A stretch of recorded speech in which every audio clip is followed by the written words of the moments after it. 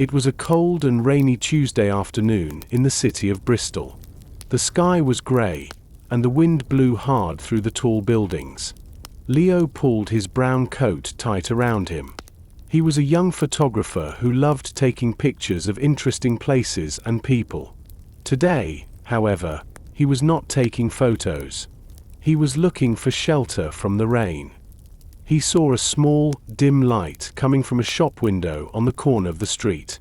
The sign above the door was faded, but Leo could read the words, "The Curiosity Shop."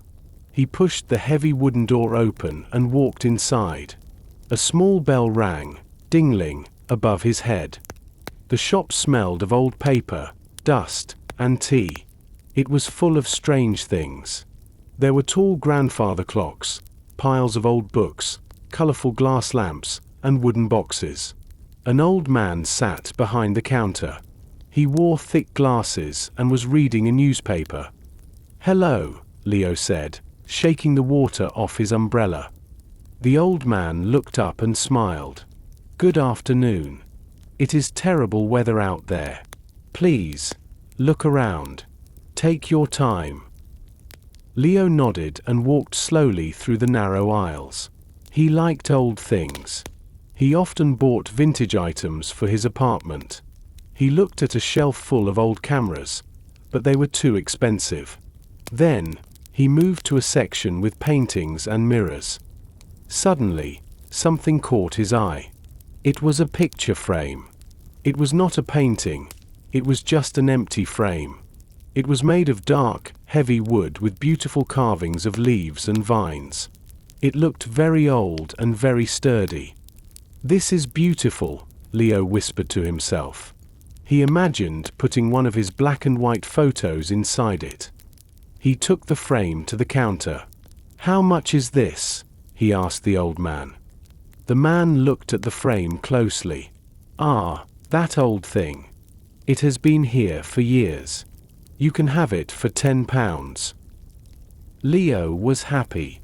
That was a good price. He paid the man, wrapped the frame in his coat to keep it dry, and ran back into the rainy street to catch his bus. When Leo arrived at his apartment, he was wet and cold. He made a cup of hot coffee and sat at his kitchen table. He put the heavy wooden frame on the table and found a cleaning cloth.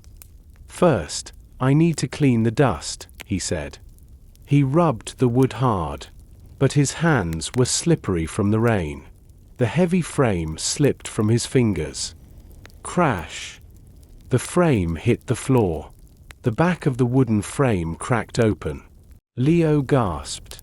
He picked it up quickly, worried that he broke it completely.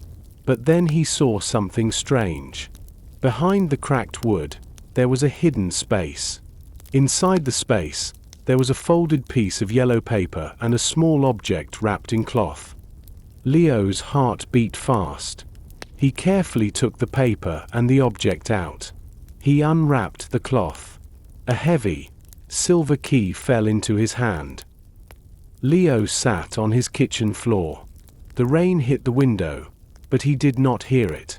He only looked at the objects in his hands.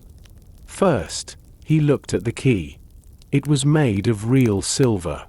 It was about 10 centimeters long. The top of the key had a beautiful design, like a flower or a star.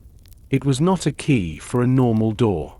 It looked like a key for a special box or a very old gate. "What do you open?" Leo asked the key quietly. Of course, the key did not answer. Next, Leo picked up the folded yellow paper. He was very careful. The paper was dry and brittle. If he was too rough, it might tear. Slowly, he unfolded it on the table. It was a map. Leo recognized the shape of the river. It was the River Avon, which flowed through his city. He saw the shape of the main streets. But the map was different from modern maps. The street names were old. Some buildings that Leo knew were missing. In the bottom corner of the paper, there was a date written in black ink, October 12, 1955. This map is almost 70 years old, Leo thought. He leaned closer to the paper. Someone drew a red line on the map. The line started at the old antique shop where Leo bought the frame. Then, the line went through the streets and stopped at a specific place. At the end of the line, there was a small drawing of the silver key. Leo felt a shiver of excitement. This was a mystery. Why was this map hidden inside a picture frame? Who hid it? And where did the red line go? He needed help. He was good at taking photos, but he was not good at history or solving puzzles. He knew exactly who to call. He took his phone out of his pocket and dialed a number. "Hello," a woman's voice answered. It was Mia. "Mia, are you busy?" Leo asked quickly. "I am watching a movie." "Why? Is everything okay?" Mia sounded worried because Leo sounded very excited.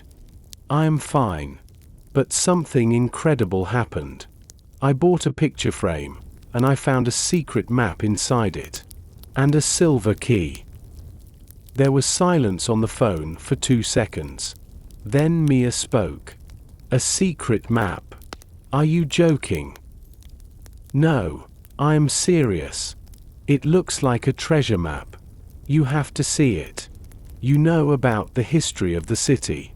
I need your help to read it." "I am coming right now," Mia said. "Do not touch anything else. I will be there in 20 minutes. Leo hung up the phone. He looked at the map again. The red line ended near a building called the Sentinel. Leo did not know that name. He waited for the doorbell to ring. The adventure was beginning. Leo paced back and forth in his small living room.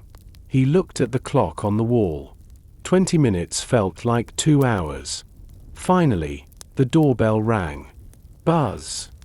Leo ran to the door and opened it. Mia stood in the hallway.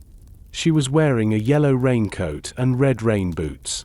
She was short, with curly brown hair and bright, intelligent eyes. Mia was Leo's best friend since university. She worked as a librarian and she loved local history. She always carried a big backpack full of books and notebooks. "Where is it?" Mia asked immediately. She did not even say hello. "Come in," Leo laughed. "It is on the kitchen table." Mia took off her wet coat and walked quickly into the kitchen. She saw the silver key and the yellow paper. Her eyes went wide. "Wow," she whispered. She took a pair of thin white gloves from her pocket. Mia was always prepared. She put the gloves on and picked up the silver key. "Leo, this is solid silver. It is very valuable. Look at the carvings. This symbol is a lily flower. It was a popular symbol for a wealthy family in this city a long time ago." She put the key down gently and looked at the map. She leaned over the table and studied the red line. She moved her finger along the old street names. "This is amazing," Mia said. "This map shows the city before the Great Fire of 1960. Look, the library is in the old location, and the park is much larger." "Look at the end of the red line," Leo said, pointing to the spot marked with the key drawing. "It points to a building called the Sentinel. But I checked on my phone. There is no building with that name now." Mia smiled. It was a confident smile. "That is because you are looking at a modern map, Leo. I know the Sentinel." "You do?" Leo asked. "Yes. It is a nickname," Mia explained. 70 years ago, the tallest building in the center was the old clock tower. People called it the Sentinel because it looked like a guard watching over the city. It is still there, but it is surrounded by modern office buildings now. Leo felt a rush of energy. The old clock tower. I pass that building every day on my way to work. "The map leads to the clock tower," Mia said, looking at Leo. "Someone hid something there. Or maybe, the tower is just the first step." Leo looked out the window. The rain stopped, and the clouds were clearing. It was evening, but the streetlights were on. "Do you want to go there?" Leo asked. "Or should we wait for tomorrow?" Mia grabbed her yellow raincoat. "Are you kidding? I cannot sleep tonight knowing about this map. Let's go right now." Leo grinned. He grabbed his coat and the silver key. He put the map carefully in his pocket. They were ready to go. Leo and Mia took a bus to the city center. The bus was empty. They sat at the back and looked at the map again. "The clock tower is in the middle of the old square," Mia whispered. "It is the oldest building in that area." 10 minutes later, the bus stopped. They stepped out onto the sidewalk. The air was cold and fresh after the rain. The city center was bright with electric lights from shops and restaurants, but Leo and Mia walked away from the noise. They walked toward a quiet square behind the main street. There it was. The old clock tower stood tall and dark against the night sky. It was made of gray stone. It looked strong and serious, like a guardian from the past. On all sides of the tower, there were tall, modern buildings made of glass and steel. The tower looked small compared to them, but it felt more important. "The Sentinel," Leo said softly. "It really looks like it is watching us." "Okay," Mia said, taking her phone out. She turned on the flashlight app. "The map points to the base of the tower. We need to look at the stones near the ground." They walked to the bottom of the tower. The stones were rough and cold. There was green moss growing on some of them. "What are we looking for?" Leo asked.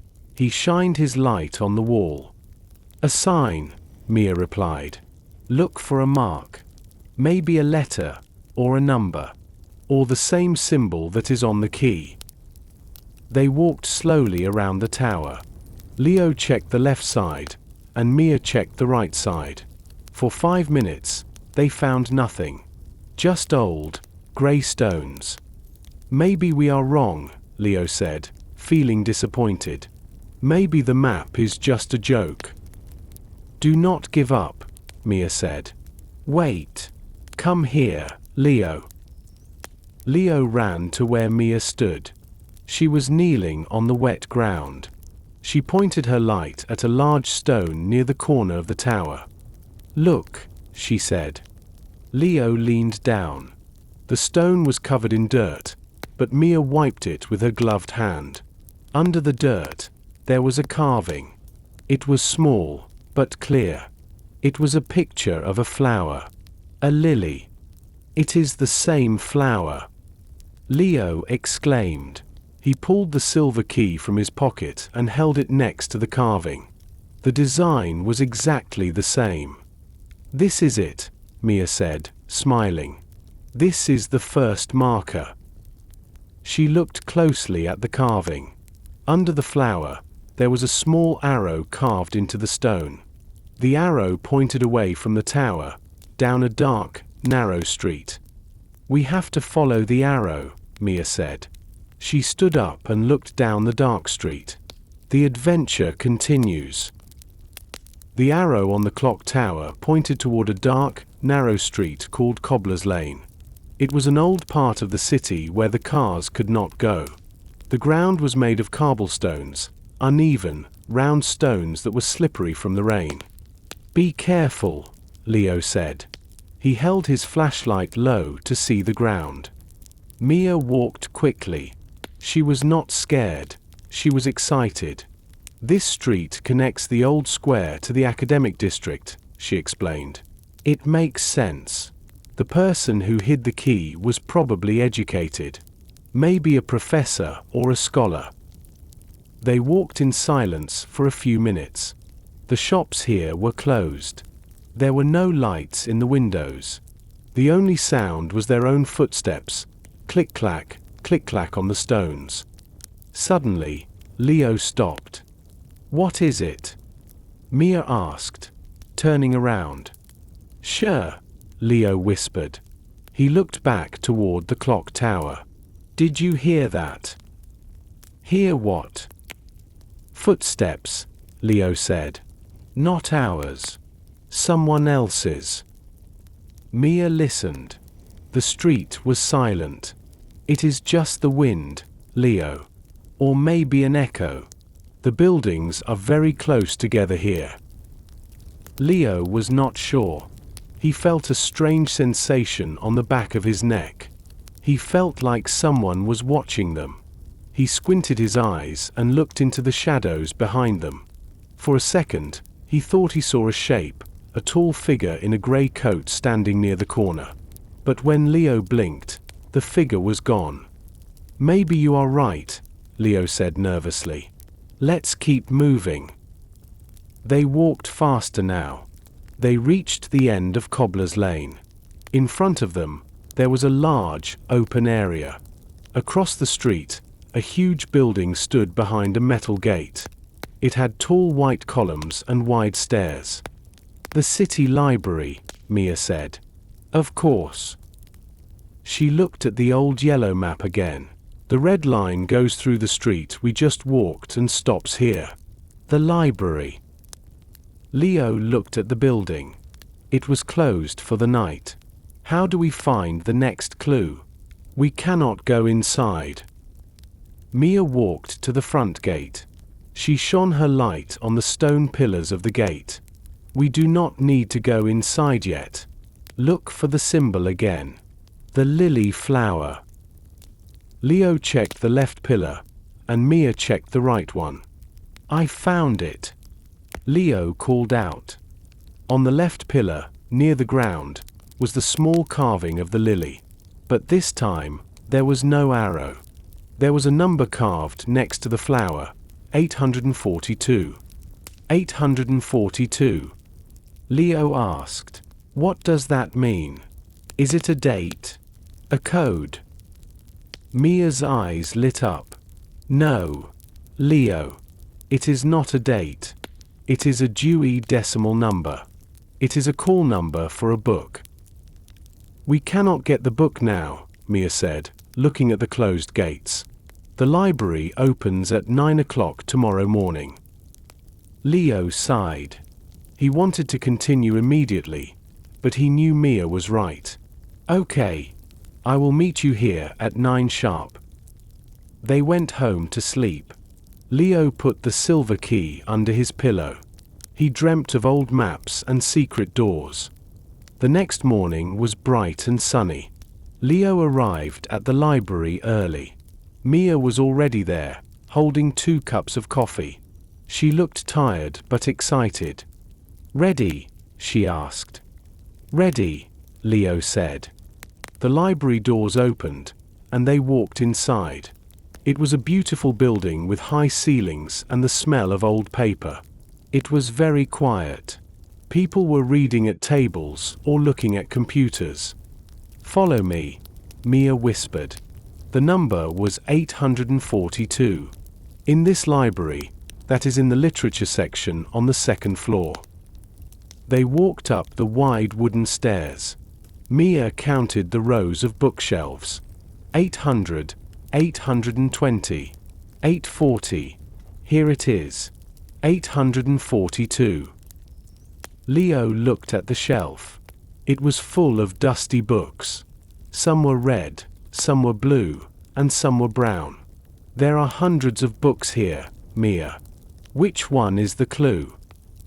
Mia looked closely at the books. She searched for the lily symbol again. She moved her finger along the spines of the books. Suddenly, she stopped. "Look at this one," she said. She pulled out a thin, green book. It did not have a title on the spine. On the front cover, there was a small gold picture of a lily flower. Leo took the book. His hands shook a little. He opened it. The pages were yellow. It was not a normal storybook. It was a biography, a book about a person's life. The title inside was The Life of Arthur Sterling. "Arthur Sterling," Mia said softly. "I know that name." He was a very rich man who lived in the city 50 years ago. He loved nature and plants.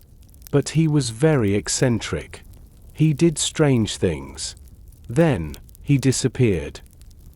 Leo turned the pages. A piece of paper fell out. It was a bookmark. On the bookmark, there was a handwritten note. To find my greatest treasure, go where the city ends and the wild begins. Find the north gate of the old Iron Park. The Iron Park? Leo asked. I have never heard of it.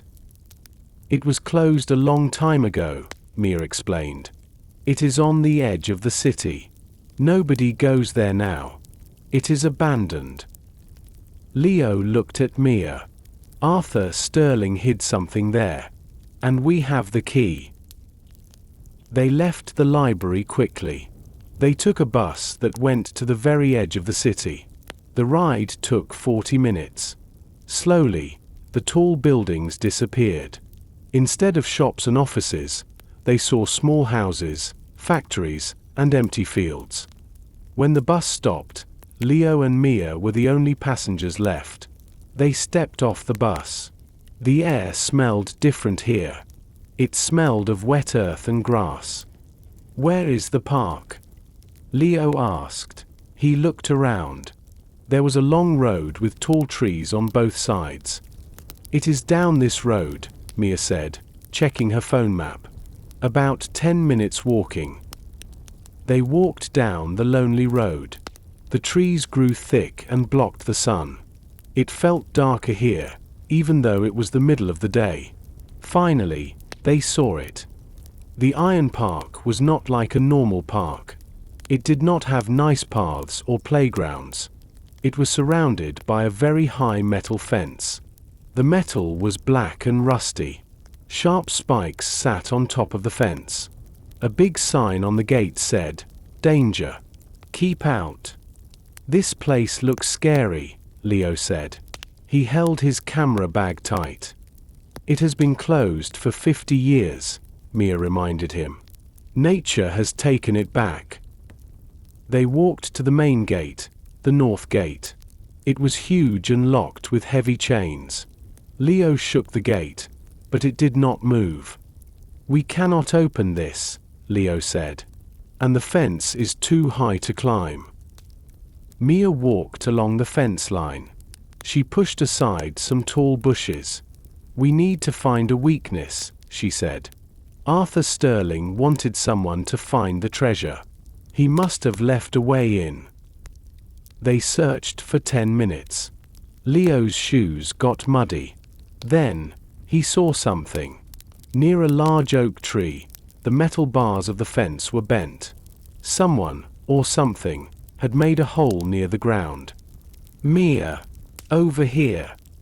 Leo called. Mia ran to him. She looked at the hole. It was small, but big enough for a person to crawl through. I will go first, Leo said. He put his bag through the hole, then he got on his hands and knees. He crawled through the mud and under the sharp metal. He stood up on the other side. Come on, he whispered. Mia crawled through after him. They stood up and looked around. They were inside the Iron Park. The noise of the city was gone.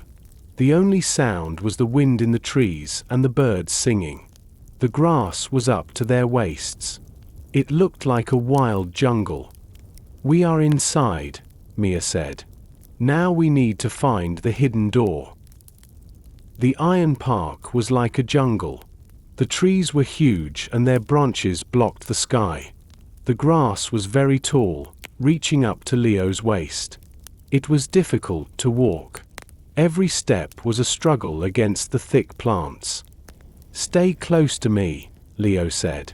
He found a long stick on the ground and used it to push the grass away. It is beautiful, Mia said, looking around. Look at these trees. They are hundreds of years old. Arthur Sterling really loved nature. They walked for 20 minutes. They did not know exactly where to go, so they walked toward the center of the park. The ground started to go up. They were walking up a small hill. At the top of the hill, the trees stopped. There was a small open space. In the middle of the space, there was a large stone wall. It looked like the ruin of an old house or a castle. But it was hard to see the stones because the wall was completely covered in thick green vines and ivy. "This must be it," Mia whispered. She walked to the wall. The leaves were thick and dusty. "Why is a wall here?" Leo asked. "There is no house. Just a wall." "Maybe it is not just a wall," Mia said. She touched the green vines. "Maybe it is hiding something." She started to pull the thick vines away. It was hard work. The plants were strong and heavy. Leo dropped his stick and went to help her. Together, they pulled the heavy green curtain of leaves. Dust flew into the air, making them cough. Rip, snap. The vines broke away. Behind the green leaves, the grey stone was smooth. And in the center of the wall, there was a door. It was not a large door. It was small, round at the top, and made of dark oak wood. It looked very old, but it was in perfect condition. The wood was polished and clean, protected by the ivy for many years. "Look at the handle," Leo said. His voice shook with excitement. There was no door handle. Instead, there was only a keyhole plate in the center of the door. The plate was made of shiny silver. It was not dirty or rusty. It shone in the dim light of the forest. Mia leaned closer. "The shape of the keyhole, it is a star. A 6-point star." Leo reached into his pocket. He felt the cold, heavy silver key. He pulled it out. The head of the key had the same star shape. "It matches," Leo said. He looked at Mia, then at the door. "This is the door Arthur Sterling hid." "Well," Mia said, taking a deep breath. "Open it." Leo stood in front of the small wooden door. The forest was very quiet. It felt like the trees were watching him. Even the birds stopped singing. He held the silver key in his right hand. His hand was shaking a little bit. He was nervous. He looked at Mia. She nodded at him. Her eyes were wide with excitement. "Go on," she whispered. "We came all this way. Open it." Leo took a deep breath. He stepped closer to the stone wall. He lifted the heavy silver key. The metal felt cold against his skin. He aligned the star shape of the key with the star shape of the keyhole. Slowly, he pushed the key into the lock. It slid in perfectly. It was smooth, like butter. Even though the door was 50 years old, the lock was in perfect condition. It did not feel rusty or broken. "It fits," Leo said softly. He tried to turn the key to the right. At first, it did not move. It was stiff. Leo worried. Maybe the mechanism inside was broken after all. He used both hands. He gripped the beautiful flower design on the head of the key and pushed harder. Grind. Click. A loud sound echoed through the quiet park. It sounded like a heavy metal bolt moving inside the wood. Leo pulled his hands back. The key stayed in the lock. For a moment, nothing happened. Leo and Mia stood still, waiting. Then, there was a soft creak. The small wooden door moved inward. A dark crack appeared between the door and the stone frame. Suddenly, a strange breeze came from inside. It did not smell like a damp, old cave. It did not smell like mold or dust. "Do you smell that?" Mia asked, sniffing the air. "Yes," Leo replied. "It smells sweet." The air smelled like fresh flowers, warm earth, and summer rain. It was a beautiful smell. It was very different from the cold autumn air outside in the park. Leo put his hand on the wood and pushed. The door swung open completely. Beyond the door, it was not dark. There was a soft, green light. It was hard to see clearly from the outside, but they could see stairs going down. It is not just a room, Leo realized. It is a passage. Mia turned on her flashlight again. Let's see where it goes. Leo took the silver key out of the lock and put it safely in his pocket. Then, side by side, they stepped through the door and into the mystery. Leo and Mia walked down the stone stairs. The air got warmer with every step. It felt like they were traveling from a cold English autumn to a tropical island. The stairs went down deep into the ground, but there was light ahead. At the bottom of the stairs, there was a glass wall. Through the glass, they saw something incredible. It was a giant greenhouse hidden underground. The roof was made of thick glass, covered by the bushes above, but sunlight filtered through in soft green beams. Leo pushed the glass door open. Whoosh! Warm air hit their faces. "Oh my goodness," Mia whispered. She took off her glasses and wiped the steam off them. "Leo, look at this." They were standing in a jungle. But it was not wild and messy like the park outside. This place was perfect. There were rows of beautiful, strange flowers. Some were bright blue, some were gold, and some were a deep, rich purple. Vines with large green leaves climbed the metal pillars up to the roof. "I have never seen flowers like this," Leo said. He touched a large blue petal. It felt like velvet. "They look like they are from a movie." Mia walked quickly to a patch of red ferns. She touched the leaves gently. Her mouth was open in shock. "This is impossible," she said. "Leo, this is the fern of fire. Books say this plant went extinct 100 years ago. And look over there." She pointed to a tree with silver bark. "That is a silver oak. They do not exist anymore. Everyone thinks they are gone forever." "Arthur Sterling," Leo said, looking around the magical room. "He didn't hide gold. He hid nature." "He saved them," Mia said, her voice full of emotion. "He built this place to protect the rarest plants in the world. He kept them safe here while the city grew outside." They walked along the stone path through the garden. There was a soft sound of running water. They saw a small stream of clear water flowing through the room. It watered the plants automatically. It was a perfect system designed by a genius. The colors were amazing. The smell was sweet and fresh. It was the most beautiful place Leo had ever seen. He took his camera out. He needed to take a picture, but he felt that a photo was not enough to capture the magic. "Look," Mia said, pointing to the center of the greenhouse. In the middle of the garden, surrounded by the blue flowers, there was a small, white stone pedestal. On top of the pedestal sat a metal box. "The final secret," Leo said. They walked toward the box. Leo and Mia stood in front of the white stone pedestal. The metal box on top of it was simple. It was made of stainless steel, so it was not rusty. It looked clean and modern compared to the old stone. "Do you think it is locked?" Mia asked. Leo looked at the box. There was a small keyhole. He took the silver key from his pocket again. "Let's try." He put the key into the box.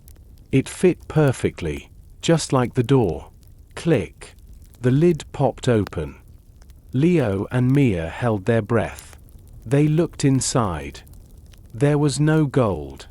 There were no diamonds or jewels. Inside the box, there was only a thick leather envelope. It looked very old but important. Leo picked up the envelope. His hands were shaking. He opened it carefully. Inside, there were 2 documents. The first was a handwritten letter. The ink was faded, but the handwriting was elegant and clear. "Read it," Mia said softly. Leo cleared his throat and began to read aloud. "To the finder. If you are reading this, you are a person of great curiosity and intelligence. My name is Arthur Sterling. 50 years ago, I saw the city changing. Buildings were destroying the green fields. Smoke was filling the air. I feared that these beautiful plants would disappear forever. So, I built this sanctuary. I hid the rarest plants here to keep them safe. I closed the park and hid the key, hoping that one day, someone worthy would find it. I do not have any family. I do not have children. My treasure is this garden. And now, it is yours." Leo stopped reading. He looked at Mia. "Mine." He looked at the second paper in the envelope. It was a legal document with many stamps and signatures. At the top, it said title deed. Mia gasped. She took the paper from Leo's hand and read it quickly. As a librarian and historian, she understood these papers. "Leo," she said, her eyes filling with tears. "This is a deed. It is the ownership paper for the Iron Park and this greenhouse. Arthur Sterling signed it, but he left the name of the new owner blank." She looked at Leo. "Legally, whoever holds this paper and the key owns this land. You own the park, Leo. You own the secret garden." Leo looked around the room. He looked at the extinct blue flowers, the silver trees, and the clear stream. He was just a photographer who lived in a small apartment. Now, he was the owner of the most magical place in the city. I don't know what to say," Leo stammered. "You have a big responsibility now," Mia said with a smile. "Arthur Sterling trusted you. What will you do?" Leo looked at the paper in his hands. Then he looked at the beautiful garden surrounding him. He felt small, but he also felt proud. "I cannot keep this a secret," Leo said firmly. "Arthur Sterling hid these plants to save them. But now, they are safe. They are strong. They should not be hidden in the dark anymore." Mia smiled. She knew Leo was right. "Nature belongs to everyone," she agreed. "If we keep it secret, it is just a cage. If we share it, it is a gift." "We will open it," Leo decided. "We will fix the park. We will clean the weeds and repair the fence. We will turn the Iron Park into a place for the whole city." The next few months were very busy. Leo and Mia went to the city council. They showed the lawyers the deed and the silver key. The lawyers were surprised, but the papers were real. Leo was the legal owner of the land. They worked hard every weekend. Leo invited his friends to help. They cut the tall grass in the park. They painted the rusty fence. They cleaned the glass roof of the greenhouse so the sun could shine through brightly. Mia used her knowledge as a librarian to identify every plant. She made small signs with the names of the rare flowers. She called universities, and scientists came to study the extinct fern of fire and the silver oak. They were amazed. Finally, spring arrived. It was a warm, sunny Saturday. Leo stood at the north gate. The sign "Danger. Keep out" was gone. Now, a beautiful new wooden sign hung above the entrance. It said, "The Sterling Gardens, open to all." There were hundreds of people. Families walked on the new paths. Children played on the grass. Students sat on benches, drawing pictures of the strange blue flowers. The air smelled of blossoms and happiness. Mia walked over to Leo. She was holding a clipboard. She looked happy. "We did it," she said. "Look at them, Leo. The city loves this place." "It is exactly what Arthur wanted," Leo replied. He raised his camera. He looked through the lens. He saw the green trees, the happy people, and the bright sun. Click. He took the perfect photo. Leo put his hand in his pocket. He felt the shape of the silver key. He did not need to use it anymore. The doors were open. The secret was told. "Are you ready for a tour?" Mia asked. "A group of school children is waiting." "Let's go," Leo said. He walked into the garden, ready for a new chapter in his life. 3 months passed since the grand opening of the Sterling Gardens. Summer turned into autumn. The leaves on the big trees turned gold and red, but inside the glass greenhouse, the tropical plants were still green and bright. Leo was very busy. He was not just a photographer anymore. He was the manager of the park. He watered the plants, fixed the fences, and talked to visitors.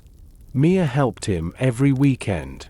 She organized tours for school children and answered questions about the history of the place. One Tuesday afternoon, the park was quiet. The sun was setting, and the air was getting cold. Most of the visitors went home for dinner. Leo was near the north gate, getting ready to close the park for the night. He saw a man standing near the silver oak tree. The man did not look like a normal visitor. He was not taking photos or smiling. He wore a sharp black suit, a black tie, and shiny black shoes. He looked very serious. Leo walked over to him. "Excuse me, sir," Leo said politely. "The park is closing in 10 minutes. The man turned around slowly. He had gray hair and cold blue eyes. He looked at Leo for a long time without speaking. Leo felt uncomfortable. "You are Leo, the photographer," the man said. His voice was low and smooth. "Yes, I am," Leo answered. "Do I know you?" "No," the man said. "But I knew Arthur Sterling." Leo was surprised. Arthur Sterling died 50 years ago. This man was old, but not that old. "You knew him." "I know about his work," the man corrected himself. He looked at the rare silver leaves of the tree. "You did a good job, Leo. You opened the box. You shared the secret. But you made a mistake." "A mistake?" Leo asked. "What do you mean?" "The city loves this place." "Attention is dangerous," the man said. "Arthur hid these plants for a reason. There are people who want to take them. Bad people. Now they know where the treasure is." The man checked his watch. "I must go. But be careful, Leo." The key opened the door, but it also started a war. The man walked quickly toward the gate. He moved very fast. "Wait!" Leo shouted. "Who are you?" The man did not answer. He disappeared into the evening shadows. Leo looked at the bench where the man was standing. There was a small piece of white paper on the wood. Leo picked it up. There was no name on the paper. There was only a drawing of an eye, and 3 words written in red ink. "They are coming." The next morning, Leo ran to the city library. He held the strange note tight in his hand. The words "they are coming" made him feel cold, even though the sun was shining. He found Mia at her desk. She was sorting returned books.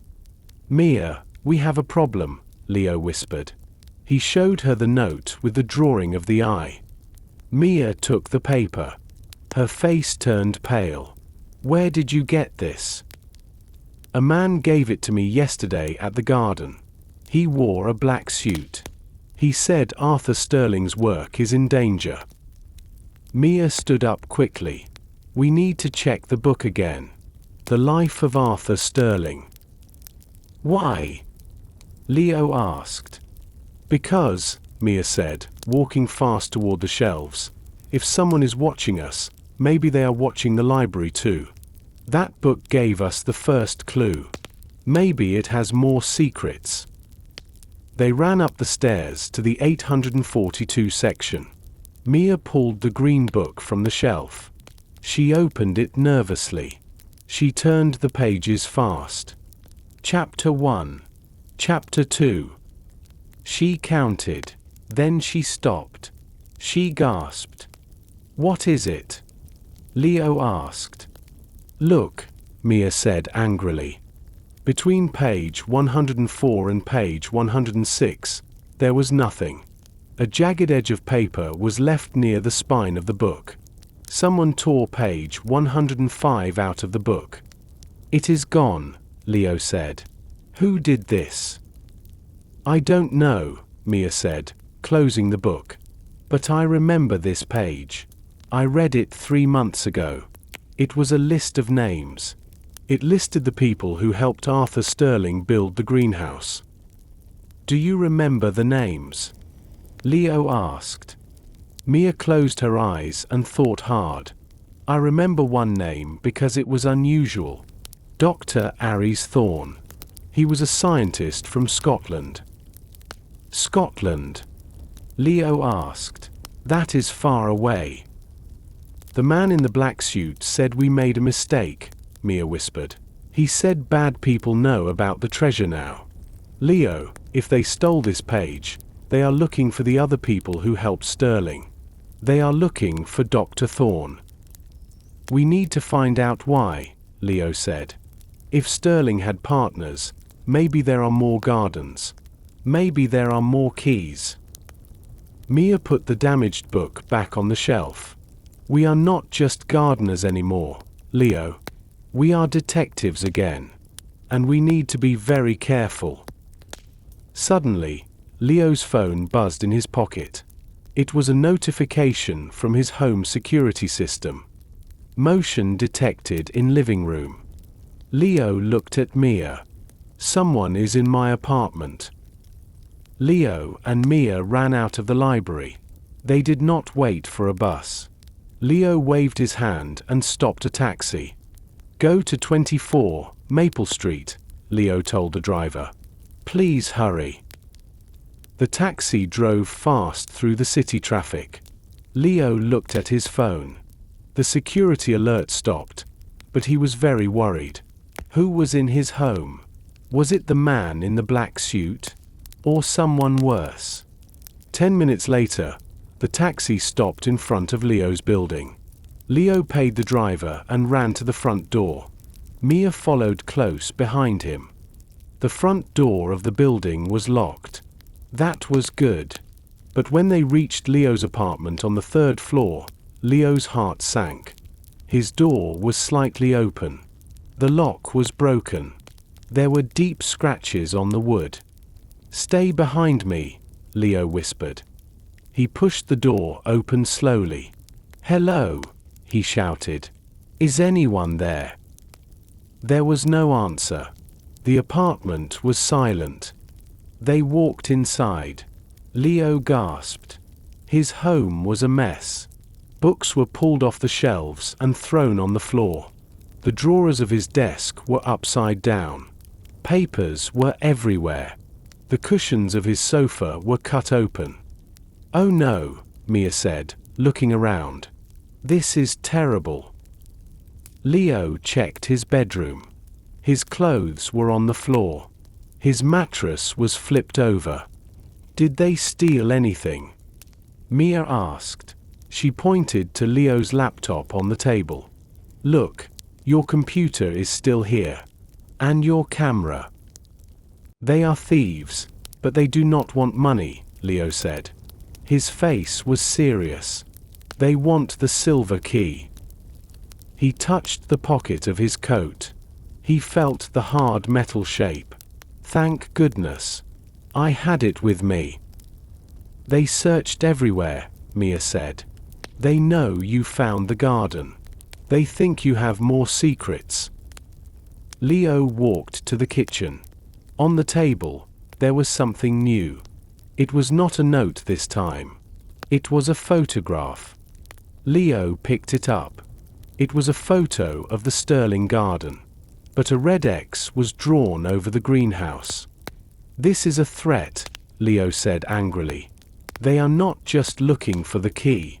They want to destroy the garden. They want to take what is inside." "We cannot stay here," Mia said. "It is not safe. If they come back and find you." "We have to go back to the garden," Leo said. "The man in the suit said we made a mistake. Maybe there is something in the greenhouse that we missed. Something that explains why these people are so angry." Leo grabbed a bag. He packed some clothes, his camera, and a flashlight. "Let's go," he said. "We need to find the truth before they find us." Leo and Mia arrived at the Sterling Gardens. The sun was down, and the park was dark. Leo used his keys to lock the main wooden gate from the inside. He wanted to make sure they were safe. "We are alone now," Leo said. They walked into the glass greenhouse. At night, the garden looked different. The shadows of the big leaves looked like monsters on the walls. It was quiet, except for the sound of the little stream. "Where do we look?" Mia asked. She turned on her flashlight. The beam of light cut through the darkness. "The bad people want something here," Leo reasoned. "Maybe there is another box. Or another secret." They searched for an hour. They looked behind the silver trees. They looked under the stone benches. They looked inside the empty flower pots. They found nothing. Leo felt tired and frustrated. He sat down heavily on the ground near the patch of red ferns, the fern of fire. He dropped his heavy metal flashlight on the dirt next to him. Thump. Leo froze. The sound was not a dull thud. It sounded hollow. It sounded like hitting a drum. "Mia!" Leo called out. "Come here." Mia ran over. "What is it?" "Listen to this," Leo said. He picked up a rock and hit the ground again. Thump, thump. "It sounds hollow," Mia said, her eyes wide. "There is something under the dirt." "Help me dig," Leo said. They did not have shovels, so they used their hands. The dirt was soft and dark. They carefully moved the red leaves of the ferns aside. They dug into the soil. After a few minutes, Leo's fingers touched something cold and hard. It was not a stone. It was metal. "I found something," he whispered. He brushed the rest of the dirt away. Under the roots of the rare ferns, there was a square metal plate. It was about 1/2 meter wide.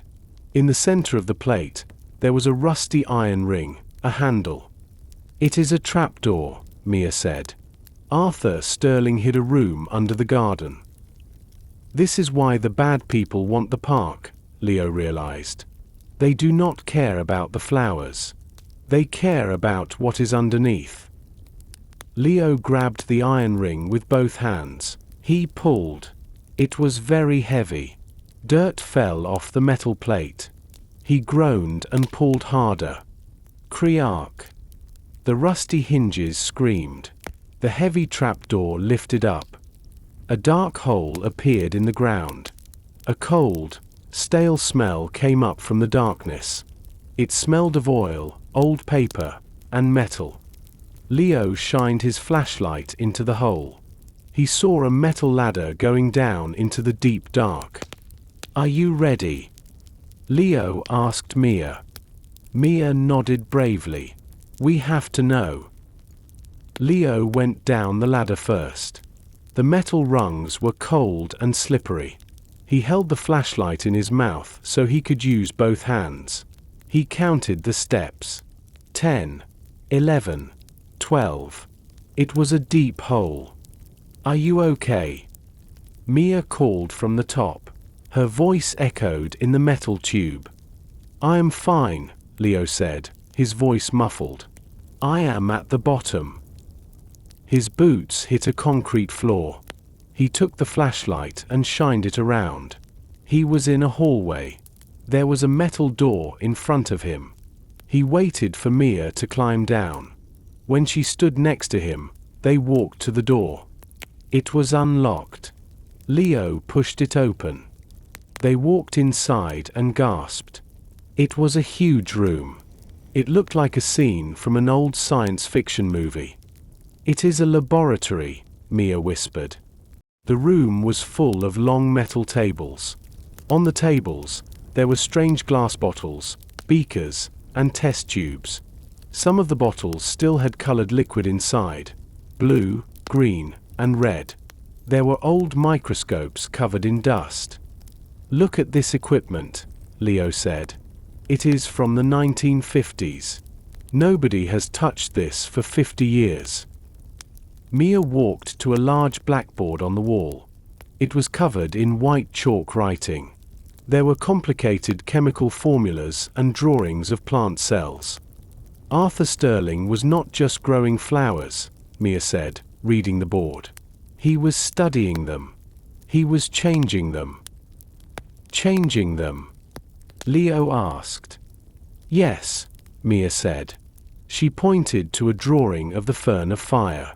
Look at this note. It says, Subject 4, the fern produces a unique oil. It can cure illness. Leo, these plants are not just pretty. They are medicine. Powerful medicine. Leo looked around the silent room. Suddenly, he understood. That is why the bad people want the garden. They do not care about beauty. They want to sell the medicine. They want to make money. They walked deeper into the lab. In the back of the room, there was a large desk. It was Arthur Sterling's desk. It was messy, with piles of paper and old pens. But on the wall behind the desk, there was something very large. It was covered by a dusty gray curtain. What is behind the curtain? Leo asked. He walked to the wall. He grabbed the fabric and pulled it down. Dust flew into the air. Behind the curtain was a giant map. But it was not a map of the city. Leo and Mia stood in silence. They stared at the wall. It was a map of the world. It was very big and painted directly onto the wall. The oceans were blue, and the continents were green and brown. But it was not a normal map.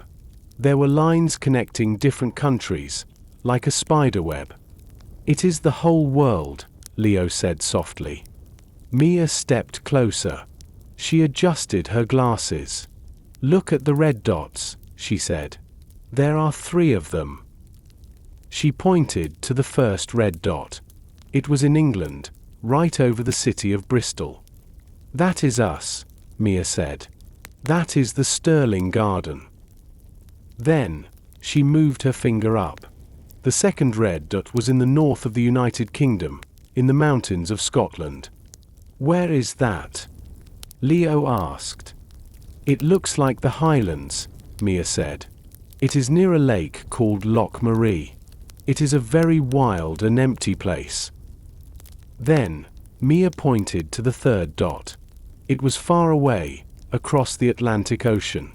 It was in South America, deep in the Amazon rainforest in Brazil. 3 dots, Leo said. 3 gardens. Arthur Sterling did not just save plants in this city, Mia realized.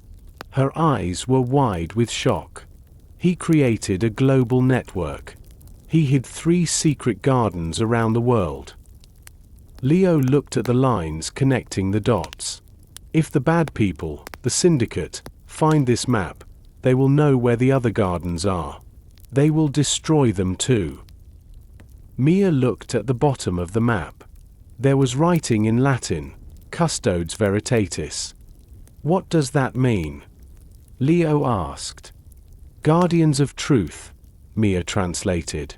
It must be the name of the group Arthur Sterling created. The people who helped him. Leo took his camera. He took a clear photo of the map. We have the proof now. But we have a big problem. The syndicate probably knows about Bristol. That is why they broke into my apartment. But do they know about Scotland and Brazil? We cannot wait to find out, Mia said. She looked at the Scotland dot again. Next to the red, there was a small drawing of a tower or a castle. Under it, there was a name written in small letters. Glencoe Keep. Glencoe Keep, Leo repeated. That is our next clue. Suddenly, the lights in the lab flickered. Buzz. Zap. The old light bulbs were failing. Then, they heard a noise from the ladder behind them. Clang. Clang. Someone was climbing down the metal ladder. Leo grabbed Mia's arm. Hide, he whispered. They ran behind the big metal desk and crouched down in the shadows. Leo and Mia held their breath. They crouched behind the heavy metal desk. The dust on the floor made Leo want to sneeze, but he pinched his nose. They heard heavy footsteps walking on the concrete floor. Click-clack. Click-clack. The footsteps stopped in the middle of the room. A shadow stretched across the floor. You can come out, Leo, a calm voice said. I know you are here. Leo recognized the voice. He looked at Mia and nodded. Slowly, they stood up. Standing in the middle of the laboratory was the man in the black suit. The stranger from the garden. He looked calm, but his eyes were scanning the room. He saw the map on the wall. I see you found the great map, the man said. Arthur was a genius, but he was not very good at hiding things. Who are you? Leo asked, stepping forward. He held his heavy flashlight like a weapon. Why are you following us? Did you break into my apartment? The man shook his head. No, I did not break into your home.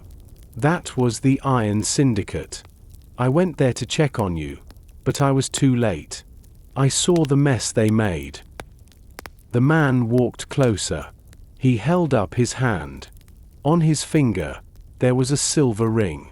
The ring had a symbol on it, an open eye. My name is Silas, he said. I am a watcher. For 50 years, my family has protected Arthur Sterling's secrets. We are the Custodes Veritatis. The Guardians of Truth, Mia whispered. Yes, Silas said. Arthur knew that greedy men would try to steal his discovery. He created the Society of Watchers to protect the gardens. I watch the Bristol Garden. There are others who watch the gardens in Scotland and Brazil. And the Iron Syndicate? Leo asked. Who are they? They are a powerful corporation, Silas explained. His face was angry. They want the oil from the plants. They want to make expensive medicine and sell it to rich people. They do not care if the plants die. They will destroy the garden to get what they want. Silas looked at the map on the wall. The syndicate knows about Bristol. They know you have the key. That is why they attacked your home. They want the deed to the land so they can legally destroy the park. We have the deed, Leo said. It is safe. For now, Silas said. But they are coming here. Tonight. You triggered a silent alarm when you opened the trapdoor. The syndicate is on their way. Leo felt cold fear in his stomach. What do we do? You must run, Silas said firmly. You cannot save this garden tonight. But you can save the others. You must go to Scotland. You must find the keeper of Glencoe Keep before the syndicate does. Suddenly, a loud siren began to ring in the tunnel above. They are here, Silas said. The siren continued to wail. The sound echoed off the metal walls of the underground laboratory. There is no time, Silas shouted over the noise. They are coming down the ladder. Leo looked at the ladder. He heard heavy boots clanging on the metal rungs. He looked at the beautiful garden above the glass ceiling. He worked so hard to save it. He did not want to leave it to the bad men. "We have to fight them," Leo said. "We have the deed. We own this place." Silas grabbed Leo's shoulder. His grip was strong. "Paper does not stop these men, Leo. They have lawyers, and they have guns. If they catch you, they will take the key. They will take the map. And the secrets of the world will be lost." Silas looked at Mia. "You understand, don't you?" Mia nodded. She was crying, but she looked strong. "Leo, we have to go. We have to save the other gardens. If we stay here, we lose everything."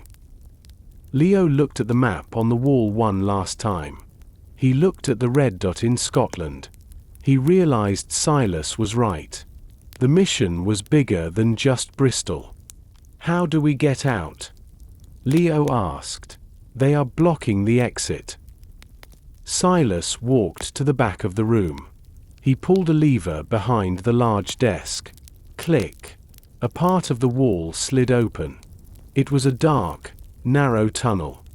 "This is the emergency exit," Silas said. "It goes under the park and comes out near the River Avon. It is a storm drain." He reached into his pocket and pulled out a thick envelope. He gave it to Mia. "Here is cash," Silas said. "Do not use your credit cards. They can track you. Take the train to Scotland. Find Dr. Aries Thorne at Glencoe Keep.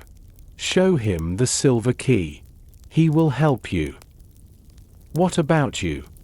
Mia asked. "Are you coming?" Silas shook his head. He buttoned his black suit jacket. He stood in front of the metal door. "I will stay. I will talk to them. I will buy you time to escape." "Thank you, Silas," Leo said. "Go!" Silas shouted. "Run!" Leo and Mia ran into the dark tunnel. The stone door slid shut behind them. They were in total darkness. Leo turned on his flashlight. The tunnel was wet and smelled of river water. They ran. They did not stop. They ran for 10 minutes until their legs hurt. Finally, they saw moonlight ahead. They climbed out of a metal grate and fell onto the soft grass of the riverbank. The cold night air hit their faces. They were outside the park, near the water. Leo looked back toward the Sterling Garden.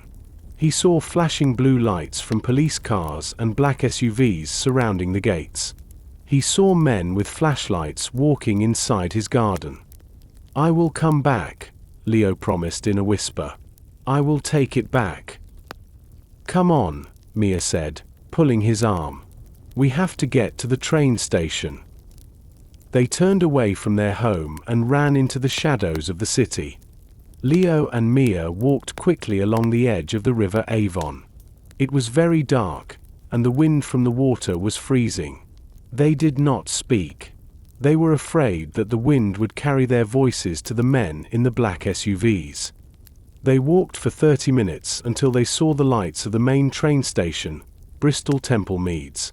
It was a beautiful old building, looking like a castle, but tonight it felt like a trap.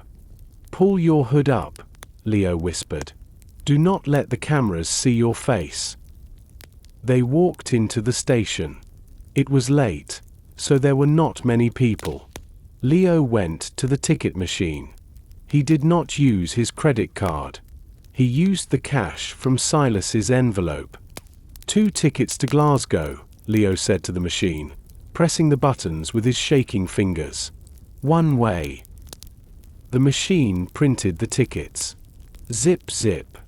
Leo grabbed them, and they walked to the platform.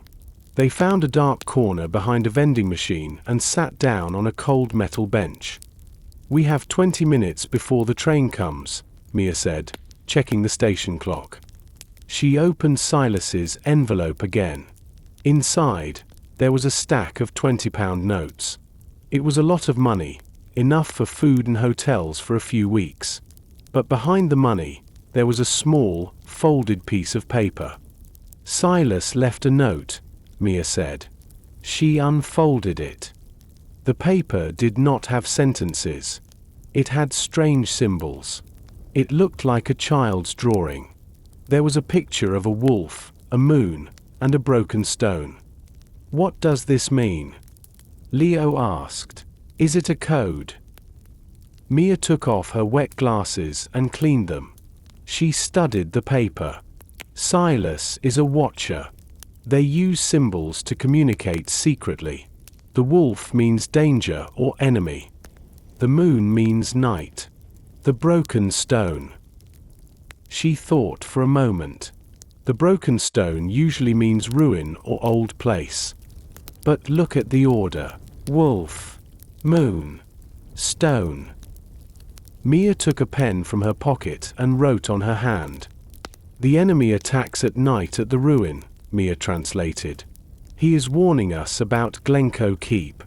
He is saying that the syndicate might already be there, or that the place is dangerous at night. Leo looked at the bottom of the paper. There were 4 numbers written in small ink, 19-20-1-18. Numbers, Leo said. 19, 20, 1, 18. What are they? Mia smiled a little. This is a simple substitution cipher. A equals 1, B equals 2, C equals 3. She counted on her fingers. 19 is S. 20 is T. 1 is A. 18 is R. STAR. Leo spelled. Star. The shape on the key, Mia said. This is the password. When we meet Dr. Thorne, we must show him the star immediately. It is the sign that we are friends. Suddenly, a loud announcement echoed in the station. The train to Glasgow Central is now arriving at platform 3. That is our train, Leo said. He picked up his bag.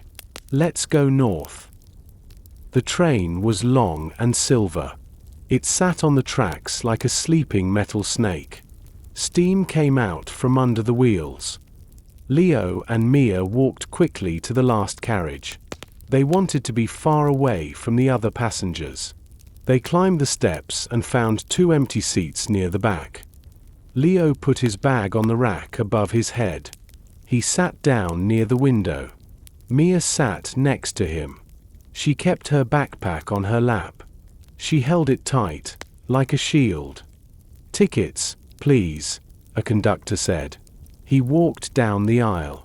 He was a friendly man with a round face. Leo gave him the paper tickets. The conductor punched a hole in them. Click, click. Going all the way to Glasgow? The conductor asked. It is a long ride tonight.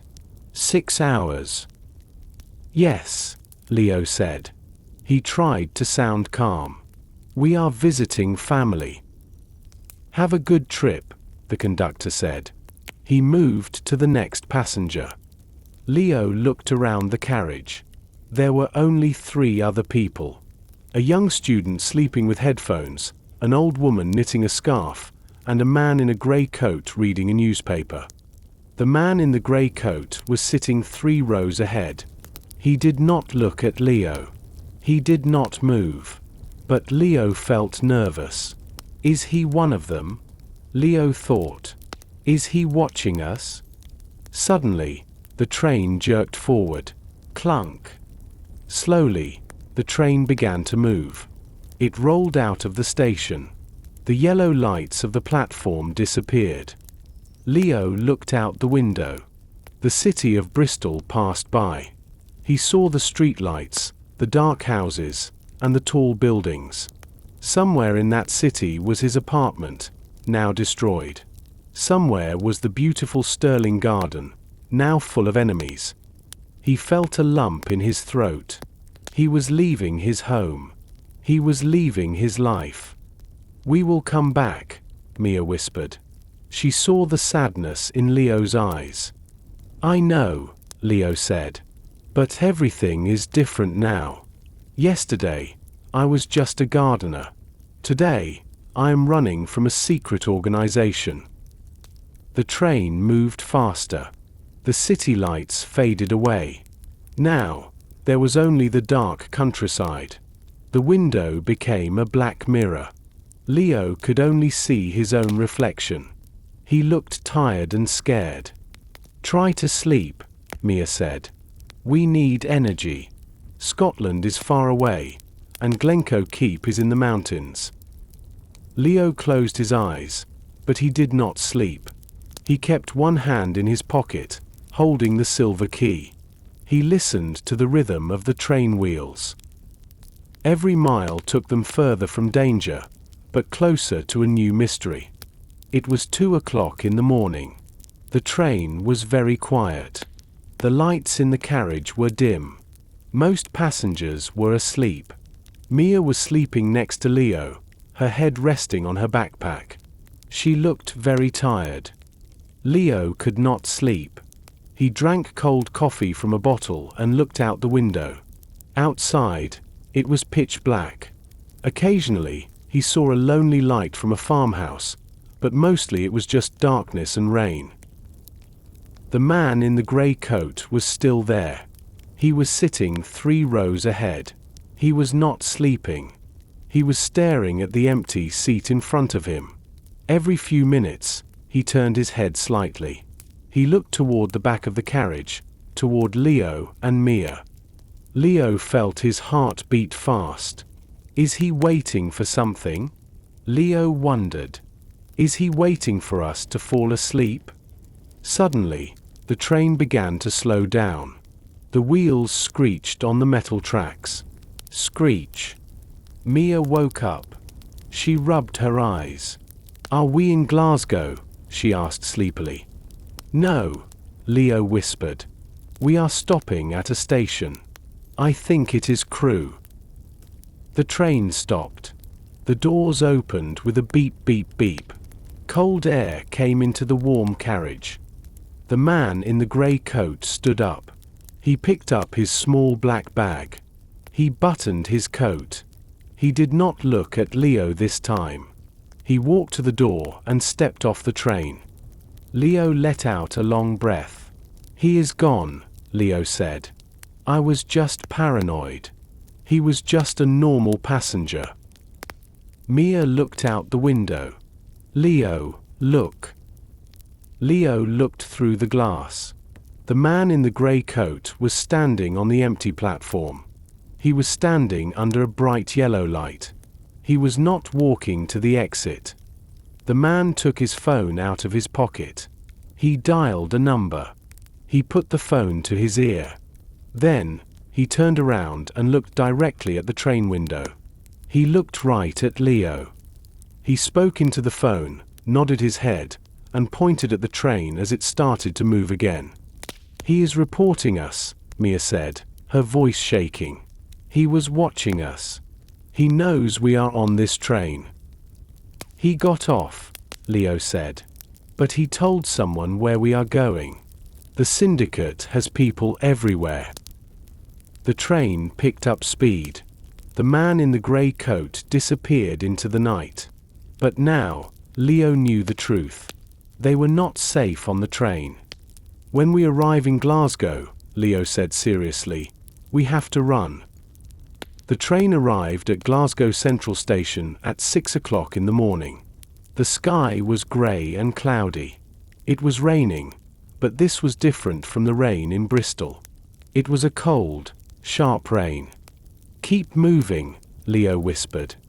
They stepped off the train and walked quickly into the crowd of sleepy commuters. Leo looked at every face. Was there another spy? Was the syndicate waiting for them? Every person in a suit looked dangerous to him. They did not stay in the station. They walked out into the busy streets. They found a small car rental shop on a side street. It was not a famous company. It was a small garage owned by an old mechanic. "We need a car for a few days," Leo told the mechanic. "We have cash." The mechanic looked at the money. He did not ask for a credit card.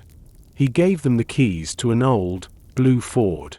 "It is not pretty, but it runs well," he said. Leo drove. Mia sat in the passenger seat with the map. They drove north, leaving the city behind. Soon, the landscape changed completely. The roads became narrow and winding. The buildings disappeared. Instead of houses, there were giant mountains rising up on both sides of the road. The tops of the mountains were hidden in white mist. "Welcome to the highlands," Mia said softly. She looked out the window in awe. "It is like a different planet." They drove past deep, dark lakes. Mia called them lochs. The water was black and still. There were no trees here, only brown grass, purple heather, and grey rocks. It felt wild and ancient. "The map points to Glencoe," Mia said, checking her phone. "We are almost there." Glencoe was a famous valley. It was beautiful but sad. History books said terrible battles happened here a long time ago. Leo slowed the car down. "Where is the keep?" he asked. "There are no houses here. Just mountains."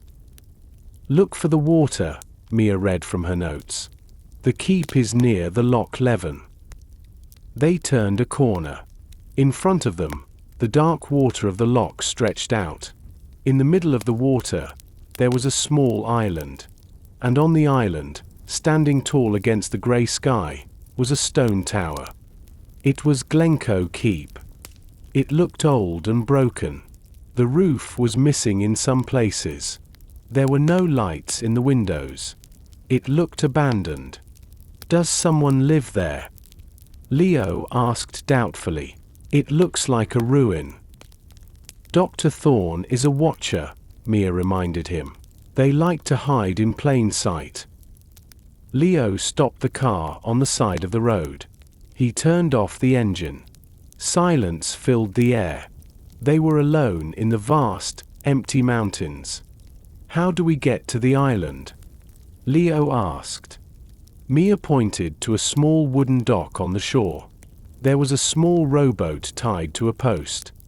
"We have to row," she said. The wind blew across the cold water of the loch. Leo shivered. He buttoned his jacket all the way to the top. "Are you ready?" Leo asked. Mia nodded. She stepped carefully into the small wooden boat. The boat wobbled. Splash! Leo untied the rope and jumped in. He sat in the middle and picked up the 2 wooden oars. "It is not far," Leo said, looking at the island. "Maybe 200 meters." He started to row. The oars hit the water with a rhythmic sound. The water was black and very deep. Leo tried not to look down. He looked at the tower ahead. As they got closer, Glencoe Keep looked bigger and scarier. It was made of dark grey stones covered in yellow moss. The windows were empty black holes like skull eyes. "It is so quiet," Mia whispered. "No birds. No cars. Nothing." After 10 minutes, the boat hit the rocky shore of the island with a loud crunch. Leo jumped out and pulled the boat onto the stones so it would not float away. They walked up a muddy path toward the tower. The grass here was long and wet. It soaked their shoes. They reached the heavy wooden door of the tower. It was old and reinforced with iron bands, similar to the door in the Iron Park, but much stronger. There was no doorbell. There was no handle. "How do we get in?" Leo asked. Mia looked at the door. "There is a knocker." She pointed to a heavy iron ring in the shape of a wolf's head. Leo grabbed the heavy ring. The sound echoed loudly against the stone walls. Then, silence returned.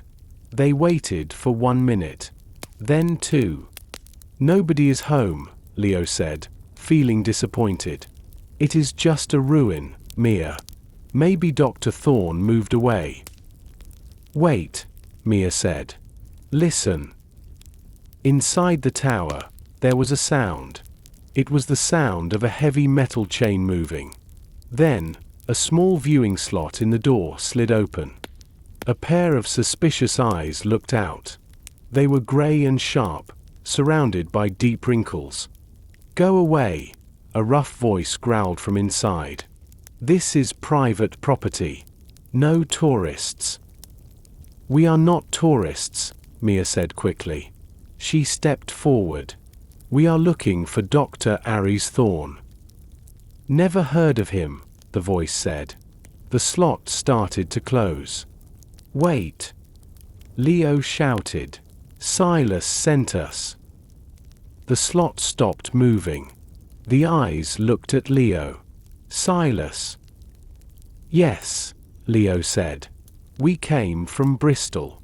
We are friends of the garden."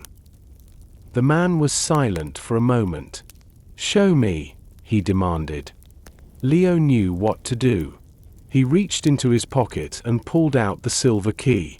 He held it up to the viewing slot. The silver star on the key shined in the grey light. "The star," the man whispered. There was a loud clank clank clank as locks were unbolted. The heavy door groaned and opened slowly.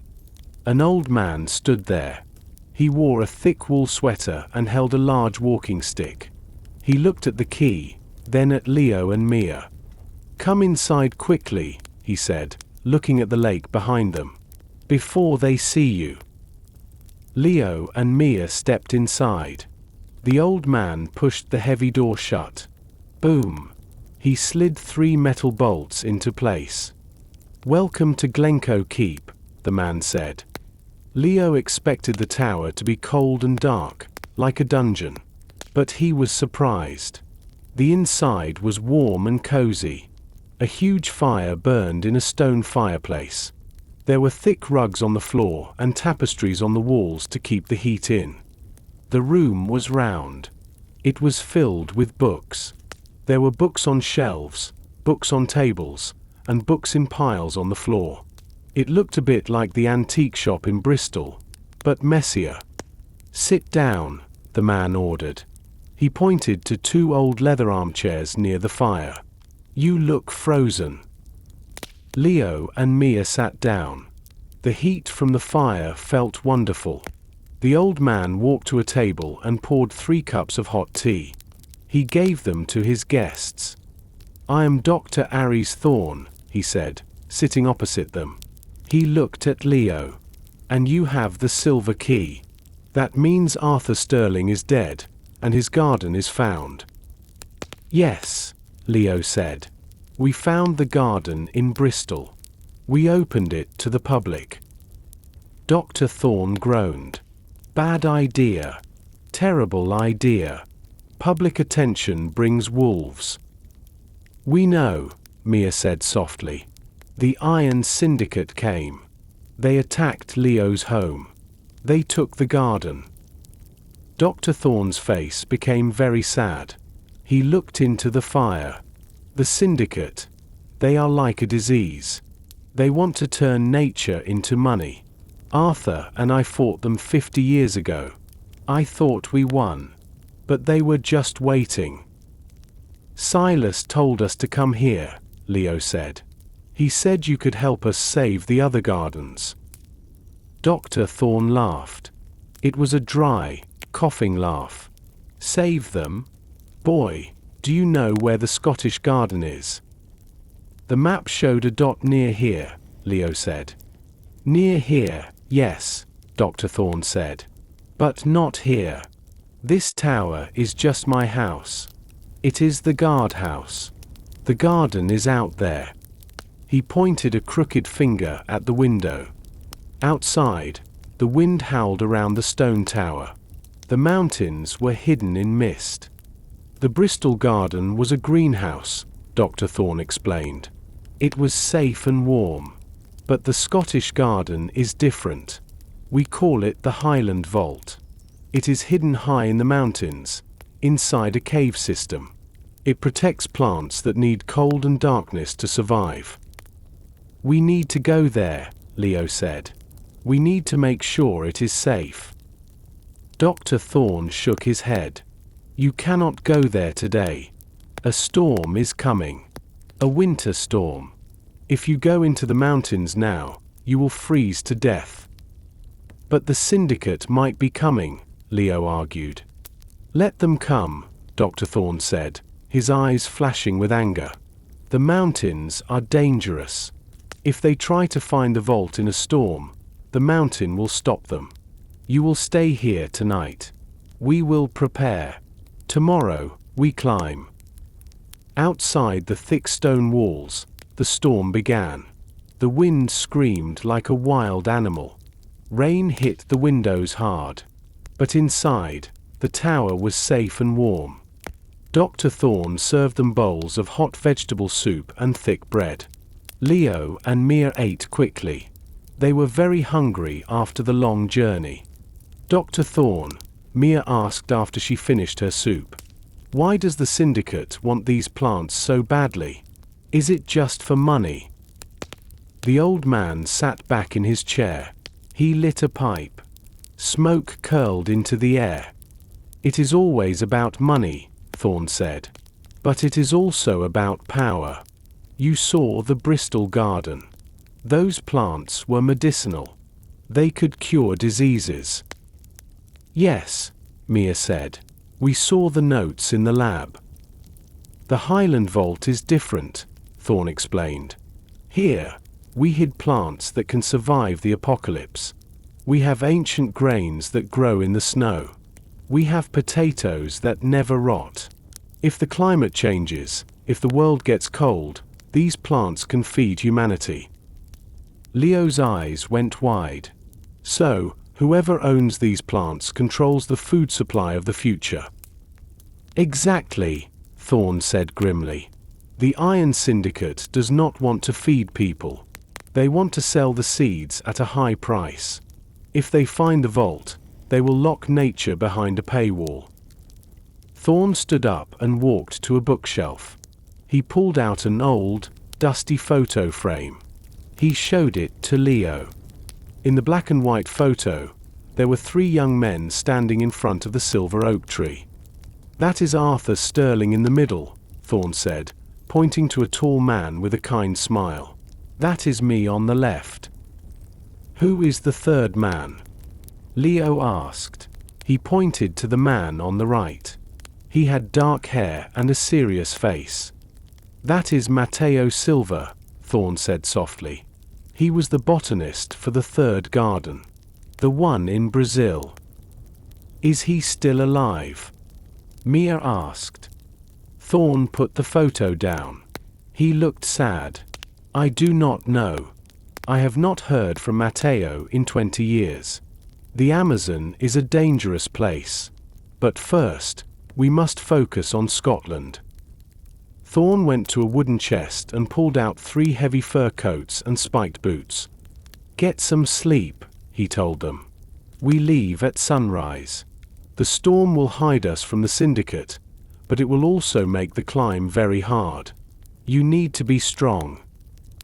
Leo lay down on the rug near the fire. He listened to the wind howling outside. He held the silver key in his hand. He felt the weight of the responsibility. He was not just saving a garden, he was saving the future. The sun did not rise the next morning. The sky just turned from black to a light, milky gray. The storm had stopped, but the air was freezing. Wake up, Dr. Thorne said. He was already dressed in a thick wool coat and heavy boots. He threw a bag of supplies to Leo. Eat quickly. We leave in 10 minutes. Leo and Mia ate warm porridge. Then, they put on the heavy fur coats and spiked boots. The boots were heavy, but they felt warm. Dr. Thorne gave them both a long walking stick. The snow is deep, Thorne warned. Stay behind me. Step where I step.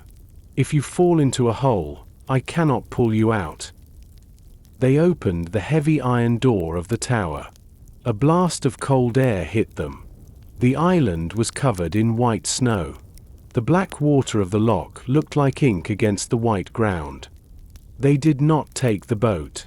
Instead, they walked to the back of the small island. There was a narrow bridge made of stones that connected the island to the main mountain. The water covered the stones, but it was shallow. They walked across the wet stones and started to climb the mountain. It was very difficult. The path was steep and slippery. Leo's legs burned. His breath made white clouds in the air.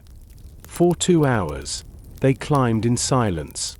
They went higher and higher. The tower below looked like a tiny toy house.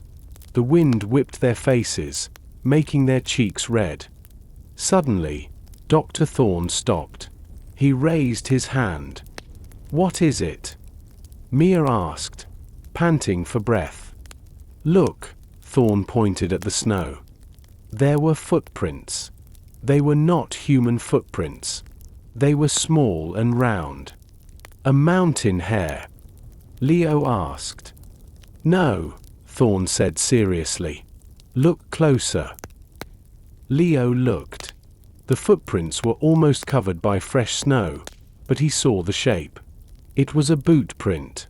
Someone had walked here before them. Maybe 1 hour ago. "The syndicate," Leo whispered. "They are ahead of us." "They must have used a helicopter to drop a team on the ridge," Thorne said angrily. "They are trying to beat us to the door." "Can we catch them?" Mia asked. "We have to," Thorne said. "The entrance to the vault is just over that ridge. If they get inside, they will ruin everything." Thorne started to walk faster. He did not look like an old man anymore. He looked like a soldier. Leo and Mia struggled to keep up with him. They climbed over sharp rocks and through deep snowdrifts. Finally, they reached a high wall of grey rock. It was a dead end. There was no path forward. "Where is the door?" Leo asked, looking around desperately. Thorne walked to a large, jagged crack in the rock wall. It looked too small for a person. But Thorne pushed a loose stone, and the crack widened. It was a hidden passage. "Inside," Thorne commanded. "And be quiet." The crack in the rock led into a long, dark tunnel. It was not a natural cave. The walls were smooth, cut by machines a long time ago. The air inside was still and very cold. "Do not use your flashlights," Dr. Thorne whispered. He turned on a small lamp. It gave a dim red light. "The red light is harder to see. We must be invisible." They walked in a single line. Thorne was first, then Mia, then Leo. The floor was icy. Leo touched the wall to keep his balance. The stone felt like a block of ice. After 5 minutes, they heard a sound. It sounded like a giant insect. It was a mechanical noise. "Drills," Thorne hissed. "They are at the door." They moved slower now. They stepped softly on the stone floor. The tunnel opened up into a huge cavern. It was like a cathedral inside the mountain. Stalactites hung from the ceiling like stone teeth. In the center of the cavern, there was a massive pair of doors. They were made of bronze and steel, standing 5 meters tall.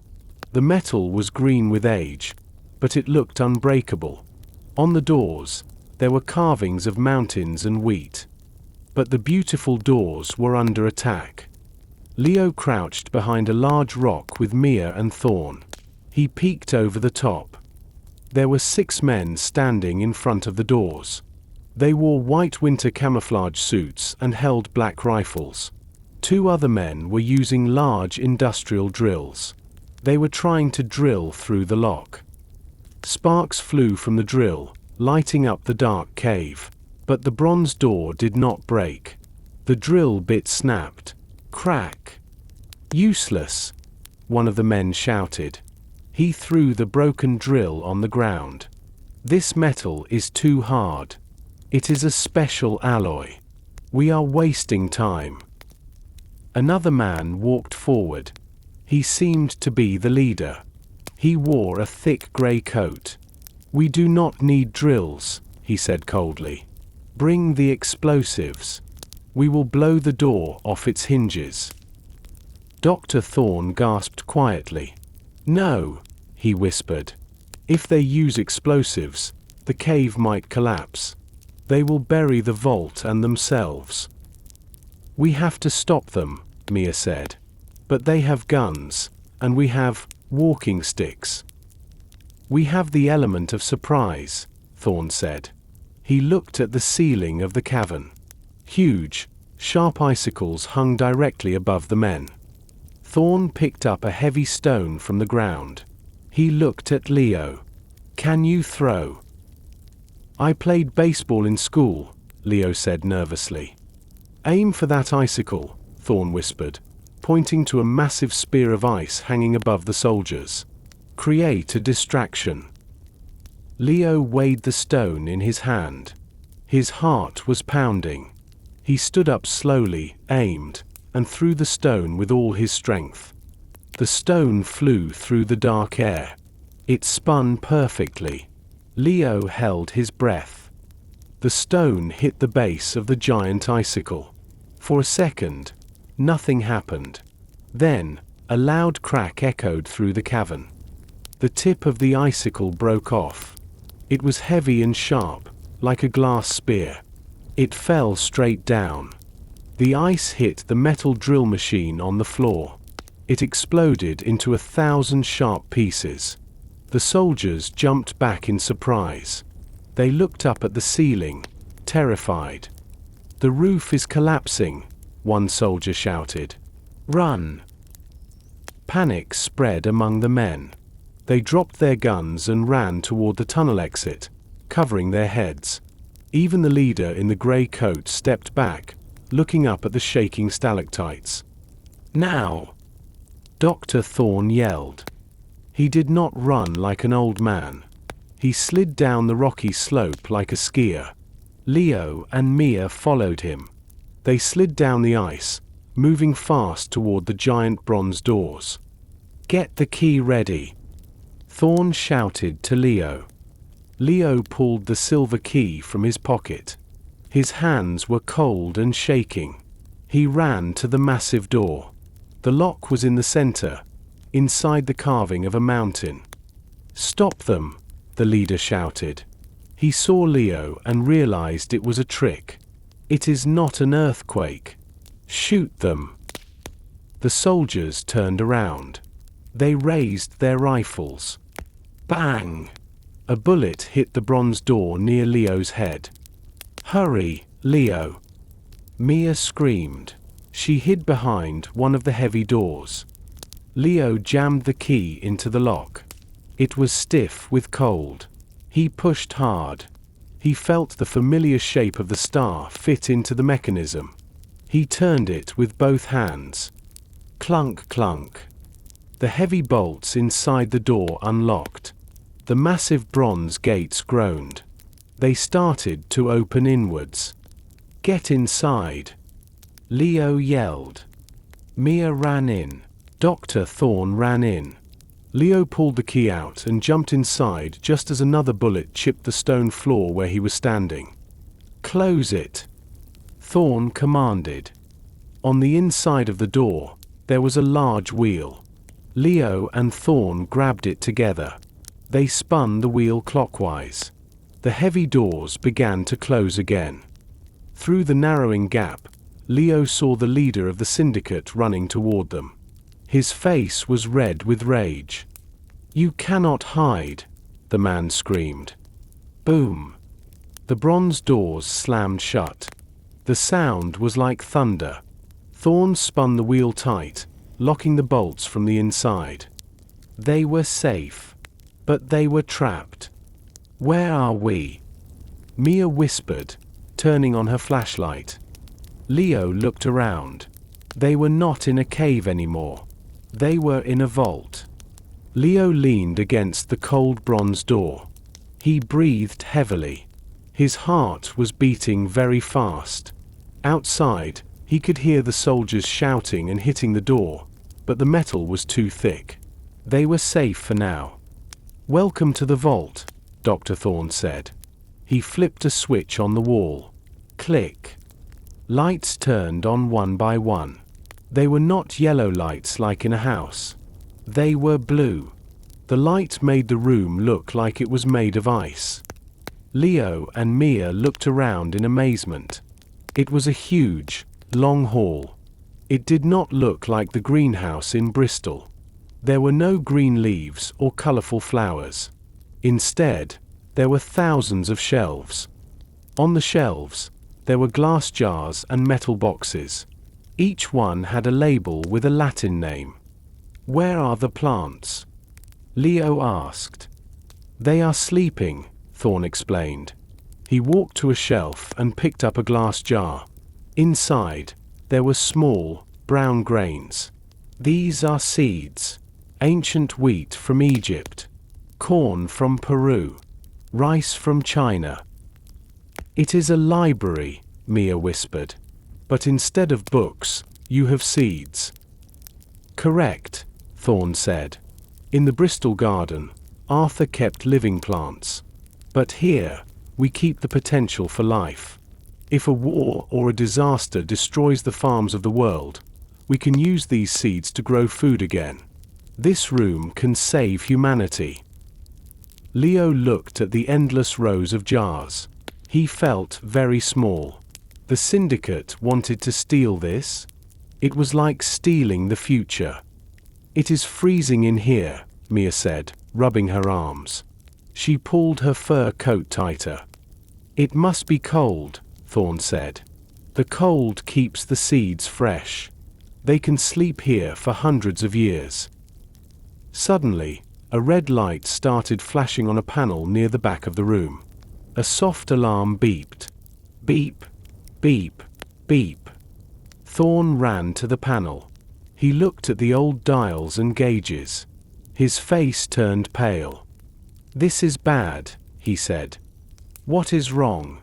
Leo asked. "Are they breaking in?" "No," Thorne said. "The explosion outside. When the soldiers blew up the rock, they damaged the power cable. The cooling system is failing." He tapped a glass gauge. The needle was moving down. "The temperature is rising," Thorne said urgently. "If the room gets too warm, the ice will melt. The seeds will wake up. They will try to grow, but there is no soil and no sun. They will rot. They will all die." "Can we fix it?" Leo asked.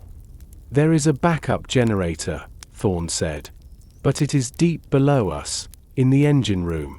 And it has not been used for 50 years. Thorne looked at Leo. "I am too old to climb down there. Leo, you must go. You have to start the machine." "Here," Dr. Thorne said, handing Leo a small black walkie-talkie and a heavy wrench. "The generator is 2 levels down. It is a diesel engine. It is very old, but it is strong." "How do I start it?" Leo asked. "First, open the fuel valve. It is a red wheel," Thorne explained. "Then, press the green starter button. If it does not start, call me." Leo nodded. He looked at Mia. "I will be back soon." He opened a small rusty door in the corner of the vault. Behind it, a metal spiral staircase went down into the dark. Leo turned on his flashlight and started to climb down. The air changed. In the seed vault, the air was freezing and clean. Down here, the air was warm and smelled of oil and grease. It smelled like an old garage. Leo reached the bottom. The engine room was small and cramped. In the center, there was a massive machine. It looked like the engine of a ship. It was covered in dust and spiderwebs. "I am at the engine," Leo whispered into the walkie-talkie. "Good," Thorne's voice crackled. "Find the red wheel. Turn it to the left." Leo looked around the machine. He saw pipes and wires everywhere. Finally, he saw a large red wheel near the floor. He grabbed it. It was cold and greasy. He tried to turn it, but it was stuck. "It is stuck," Leo said.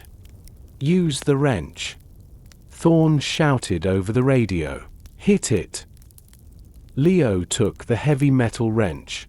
He hit the wheel hard. He tried to turn it again. The rusty metal moved. He turned it 3 times until it stopped. "Okay, fuel is open," Leo said, wiping sweat from his forehead. "Now, the green button," Thorn said. "On the control panel." Leo found a small box on the side of the engine. There was a faded green button. He pressed it. Nothing happened. The engine did not move. "Nothing," Leo said. "It is dead." "The battery must be empty," Thorn sighed. "You have to use the hand crank. It is a metal handle on the front. You have to spin it very fast to start the motor. It is hard work, Leo." Leo found the metal handle. He took a deep breath. He grabbed the handle with both hands. He pulled. It was incredibly heavy. He pulled again. The engine made a low whump sound. "Faster," Leo told himself. He spun the handle. Round and round. His arms burned. His back hurt. He thought about the seeds freezing upstairs. He thought about the syndicate outside. He pushed harder. Black smoke shot out of the exhaust pipe. The machine shook violently. The noise was deafening. The lights in the room flickered and then turned bright blue. "Leo." Mia's voice came over the radio. "The temperature is going down. You did it." Leo smiled. He was covered in oil and sweat, but he was happy. He turned to go back up the stairs. Then, his flashlight shined on the wall behind the generator. He stopped. On the dirty concrete wall, someone had written a date in yellow chalk. Checked, August 12, 2024. Leo froze. That date was only 2 months ago. Dr. Thorn told them nobody had entered the vault for 50 years. But someone was here. Someone checked the engine recently. Leo grabbed the radio. "Dr. Thorn? Did you come down here 2 months ago?" There was only static on the radio. Leo ran up the metal spiral stairs. His legs were tired, but his mind was racing. He burst through the small door and back into the cold, blue light of the seed vault. The hum of the cooling system was loud now.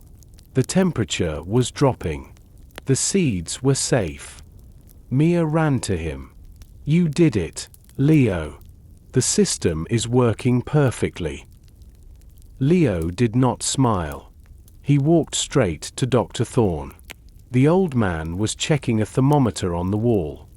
"Dr. Thorn," Leo said seriously, "you told us that nobody has been inside this vault for 50 years. Thorn turned around slowly. "That is what I said." "Then why is there a chalk note on the wall downstairs?" Leo asked. "It says someone checked the engine 2 months ago. Who was it?" Mia looked at Thorn, surprised. "Dr. Thorn." The old man sighed. He looked very tired. He took off his thick glasses and cleaned them. "I wrote it," Thorn admitted quietly. "But you said..." Leo started. "I lied," Thorn interrupted. His voice was strong. "I am the keeper of Glencoe Keep. My job is to protect this vault. Do you think I would sit in my tower and let the engine rot? Of course I come down here. I check the systems every few months." "Why did you lie to us?" Mia asked, feeling hurt. "We are friends. We have the key." "Because having a key does not make you a hero," Thorn said. I did not know you. I did not know if you were brave or if you were working for the syndicate. I told you it was abandoned to see what you would do. I sent you to the engine room to test you." He looked at Leo. "You could have run away. You could have given up. But you fixed the machine. You saved the seeds. Now I know I can trust you." Leo felt his anger fade. Thorn was a paranoid old man, but he was a good guardian.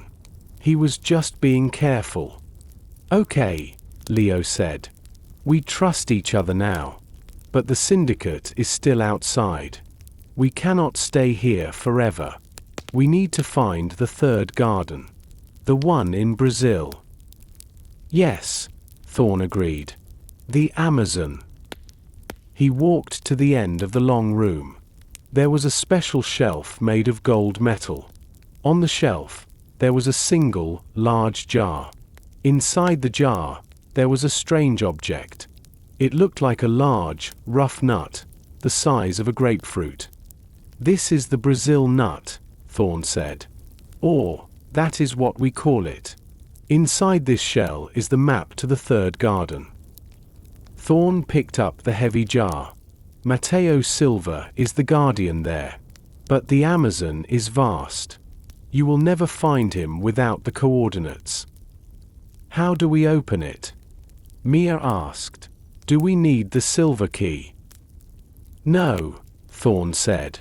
"The key opens doors. This requires a code." Suddenly, a loud boom shook the vault. Dust fell from the ceiling. "They are using explosives again," Leo yelled. "The bronze door won't hold forever." "We have to leave," Thorn said. "There is another way out. A ventilation shaft that leads to the top of the mountain." "What about the coordinates?" Leo asked. Thorn shoved the heavy glass jar into Leo's arms. "Take it. Figure out the code later. Now, run." The bronze doors groaned. Another explosion rocked the mountain. Boom! This time, the heavy metal bent inward. A crack appeared. Through the crack, Leo could see the white beams of the soldiers' flashlights. "They are coming through!" Leo shouted. He held the heavy glass jar tight against his chest. "Move!" Dr. Thorn pushed them toward the back of the vault. He pulled a lever on the wall. A panel opened, revealing a dark, round hole. It was a ventilation shaft. Inside, there was a narrow metal ladder going straight up. Cold wind blew down from the hole. It howled like a ghost. "Climb!" Thorn ordered. "It leads to the peak of the mountain. From there, you can go down the south side. The snow is deep, but there is a path." Mia grabbed the ladder first. She climbed fast. Leo followed her. He had to climb with one hand because he was holding the jar with the Brazil nut. It was very difficult. Leo climbed 10 steps, then he looked down. Dr. Thorn was not climbing. He was standing at the bottom of the shaft. He was holding a remote control detonator in his hand. "Dr. Thorn!" Leo yelled. "Come on!" The old man shook his head. He looked calm. "I cannot come. I am too slow. I will slow you down, and they will catch us." "We won't leave you!" Mia shouted from above. "You must," Thorn said. "My job is to protect the seeds. If the syndicate gets in here, they take everything. I have placed explosives in the tunnel entrance. When you are safe, I will blow the tunnel.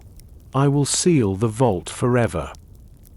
"But you will be trapped inside," Leo cried. "I have enough food for years," Thorn said with a small smile. "And I have my books. Do not worry about me. Worry about the third garden. Find Mateo Silva. Save the Amazon." The bronze doors crashed open. Bang! Soldiers in white suits ran into the blue light of the vault. "Go!" Thorn screamed. "Go now!" Leo looked at the brave old man one last time. Then, he looked up. "Climb, Mia. Climb." They climbed as fast as they could. The shaft was long and dark. Their muscles burned. Below them, they heard shouting and gunshots. Finally, they saw grey light above. They reached the top. They pulled themselves out of the hole and rolled onto the snow. They were on the very top of the mountain. The wind was incredibly strong. It almost blew them over. Suddenly, the ground shook beneath them. A deep, muffled thud came from deep inside the mountain. Then, silence. The ventilation shaft went quiet. No wind came up anymore. The tunnel was collapsed. Dr. Thorn had done it. He sealed the door. Leo lay in the snow, hugging the jar. He looked at Mia. She was crying. "He saved us," Mia sobbed. "He saved the future," Leo said.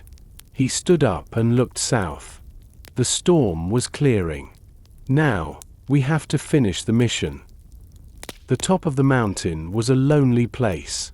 The wind screamed and threw ice crystals into their faces. Leo and Mia were exhausted. Their legs shook with every step. But they could not stop. They were open targets on the white snow. "Thorn said to go south," Leo shouted over the wind.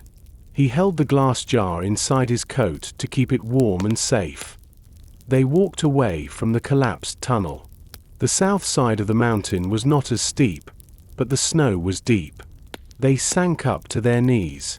It was slow, painful work. For 3 hours, they walked down. Slowly, the grey rocks turned into green grass and purple heather. They reached the tree line. The wind stopped screaming, and the air felt a little warmer. "Look," Mia said, pointing with a trembling finger. In the distance, nestled among some pine trees, there was a small building. It was made of grey stone with a slate roof. It looked like a tiny house. "It is a bothy," Mia explained, her voice weak. "A mountain shelter. It is free for hikers. We can rest there." They stumbled toward the hut. Leo pushed the wooden door open. Inside, it was simple. There was a wooden sleeping platform, a small table, and a fireplace. It was empty. They collapsed onto the floor. They were too tired to speak for a long time.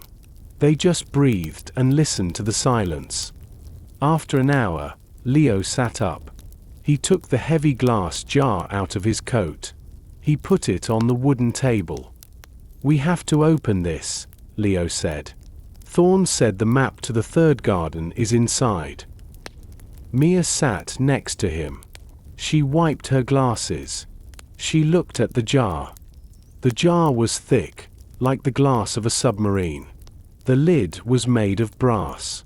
There was no keyhole. Instead, there were 5 rings on the lid. Each ring had letters on it. It was a cryptex, a letter combination lock. "A 5-letter word," Mia said. "We need a password." "Did Thorn tell you a word?" Leo asked. "No," Mia said. "He just gave it to you. He said, figure out the code later." Leo spun the rings. A, B, C. There were thousands of possibilities. If they forced it, the glass might break and destroy the map inside. "Think like Arthur Sterling," Mia said, closing her eyes. "Or think like Thorn. What connects them? What connects the gardens?" "The first garden was in Bristol," Leo said. "The second was in Scotland. The third is in Brazil." "Nature," Mia said. "Seeds. The future." Leo looked at the jar closely. Etched into the brass lid was a tiny sentence in Latin, "In principio erat verbum." In the beginning was the Word, Mia translated. It is from the Bible. But for a botanist, in the beginning, there is only one thing. A seed. Leo guessed. Mia shook her head. No. Before the seed, there is the earth. The soil. She spun the rings. Click. The brass lid popped open. Leo reached into the glass jar. He pulled out the object. It was heavy and brown. It looked like a large stone, but it felt warm and rough like wood. It is a seed, Mia said. It is a massive Brazil nut pod. These grow on the tallest trees in the Amazon rainforest. Leo held it under the light of the fire. The surface of the nut was not smooth. Someone had carved it. There were thin lines etched into the hard shell. It was a drawing of a twisting river. It is a map, Leo said. Look, this is the Amazon River. He turned the nut in his hands. He heard a small sound inside. Rattle, rattle. There is something inside, Leo said. He looked closely at the nut. There was a thin line around the middle. It was cut in half, then glued back together. Leo used his pocket knife. He carefully pressed the blade into the crack. He twisted the knife. Crack. The two halves of the nut separated. Inside, there was a small roll of paper. It was wrapped in a dried leaf. Leo unfolded the paper. It was very thin, like onion skin. On the paper, there were handwritten coordinates and a message in Portuguese. Onde as águas se encontram. Hotel Amazoas. Procure o pássaro vermelho. I do not speak Portuguese, Leo said. Mia took the paper. I know a little, she said. It translates to, where the waters meet. Hotel Amazoas. Look for the red bird. Where the waters meet, Leo repeated. That must be Manaus. It is a big city in the middle of the Amazon. Two huge rivers meet there, one black, one brown. They flow side by side. And the Hotel Amazoas, Mia said. That sounds like a place to meet someone. Maybe Mateo Silva. Or a trap, Leo said. He was more careful now. But we have no choice. The syndicate knows about Bristol. They know about Scotland. If they find the map on the wall in the lab, they will go to Brazil too. We have to get there first, Mia said. She stood up.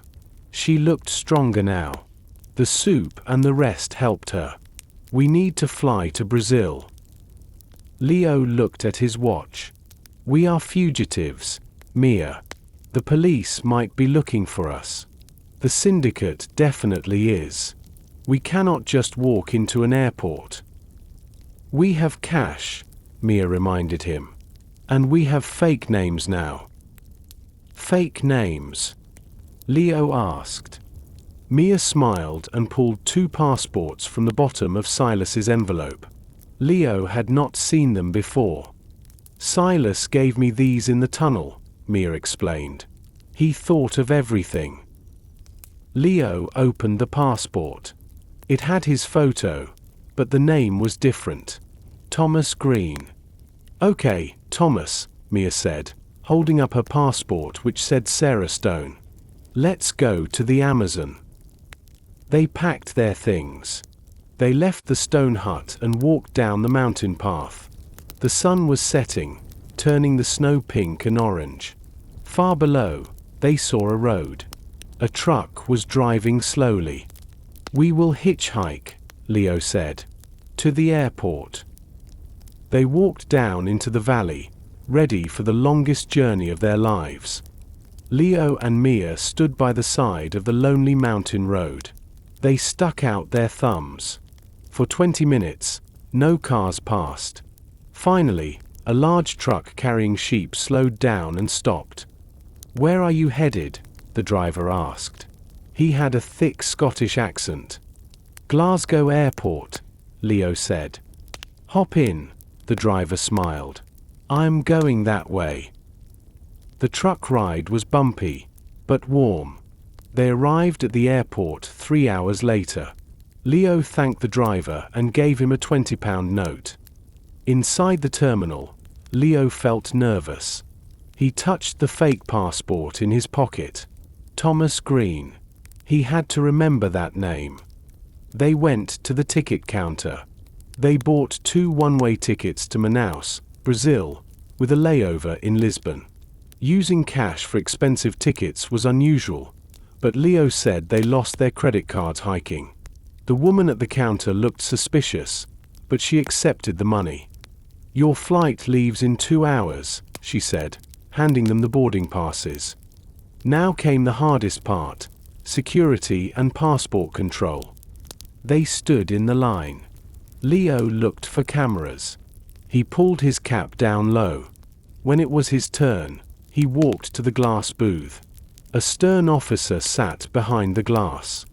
Passport, the officer said. Leo handed over the passport Silas gave him. The officer scanned it. He looked at the screen, then he looked at Leo's face. Leo stopped breathing. Does he know? Is there an alert for Leo the photographer? The officer frowned. You look tired, Mr. Green. Long hike, Leo managed to say. Clunk. The officer stamped the passport. Have a safe flight.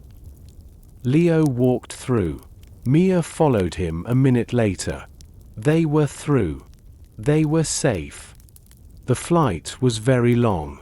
They flew from the grey, rainy skies of Scotland to the sunny skies of Portugal, and then across the vast Atlantic Ocean. Leo watched the map on the screen in front of his seat. The little airplane icon moved slowly toward the green heart of South America. He tried to sleep, but he dreamed of falling ice and bronze doors. 12 hours later, the pilot's voice came over the speaker. Ladies and gentlemen, we are beginning our descent into Manaus. The local temperature is 32 degrees Celsius. The plane landed. When the doors opened, the heat hit them like a wall. It was not just hot, it was wet and heavy. It smelled of wet earth, river water, and burning wood. They walked out of the airport and into the night. It was loud. Taxi drivers shouted, horns honked, and music played from open car windows. It was chaotic and colorful. We are a long way from Bristol, Mia said, taking off her heavy coat. Taxi, a man shouted. Yes, Leo said. He showed the driver the piece of paper from the Brazil nut. Do you know the Hotel Amazonas? The driver laughed. Of course. Everyone knows it. It is the oldest hotel in the jungle. The taxi drove fast through the streets of Manaus. It was very different from the quiet mountains of Scotland. Here, life was everywhere. There were markets selling strange fruits, music playing from open windows, and people dancing on the sidewalks. The air was hot and sticky, like a sauna. The Hotel Amazonas, the driver announced. He stopped in front of a large, yellow building near the river port. The hotel was old and elegant. It had white balconies and tall green trees in the garden. It looked like a palace from 100 years ago, but the paint was peeling, and the sign was faded. Leo paid the driver. They walked into the lobby. Ceiling fans spun lazily above their heads. The floor was made of black and white tiles. Good evening, the receptionist said. He wore a white uniform. Do you have a reservation? No, Leo said. He put the fake passport on the desk. Mr. Thomas Green and Ms. Sarah Stone. We need a room for tonight. The receptionist looked at the passports, then gave them a key. Room 304. 3rd floor. Breakfast is at 7. Leo took the key. He leaned closer. Excuse me. Does the name Red Bird mean anything to you? The receptionist stopped typing. He looked at Leo carefully. Then he smiled. "You are tourists?" he asked. "Yes," Leo lied. "We are explorers." "Then you are looking for the Posoro Vermelho," the receptionist said. "It is famous. Go through the garden to the river terrace. You will see it." Leo and Mia thanked him and walked quickly through the hotel. They went out the back door into a lush tropical garden. The smell of jasmine and river mud was strong. At the end of the garden, there was a wide stone terrace. Below the terrace, the dark waters of the Rio Negro flowed. It was a massive river, looking like a black ocean in the night.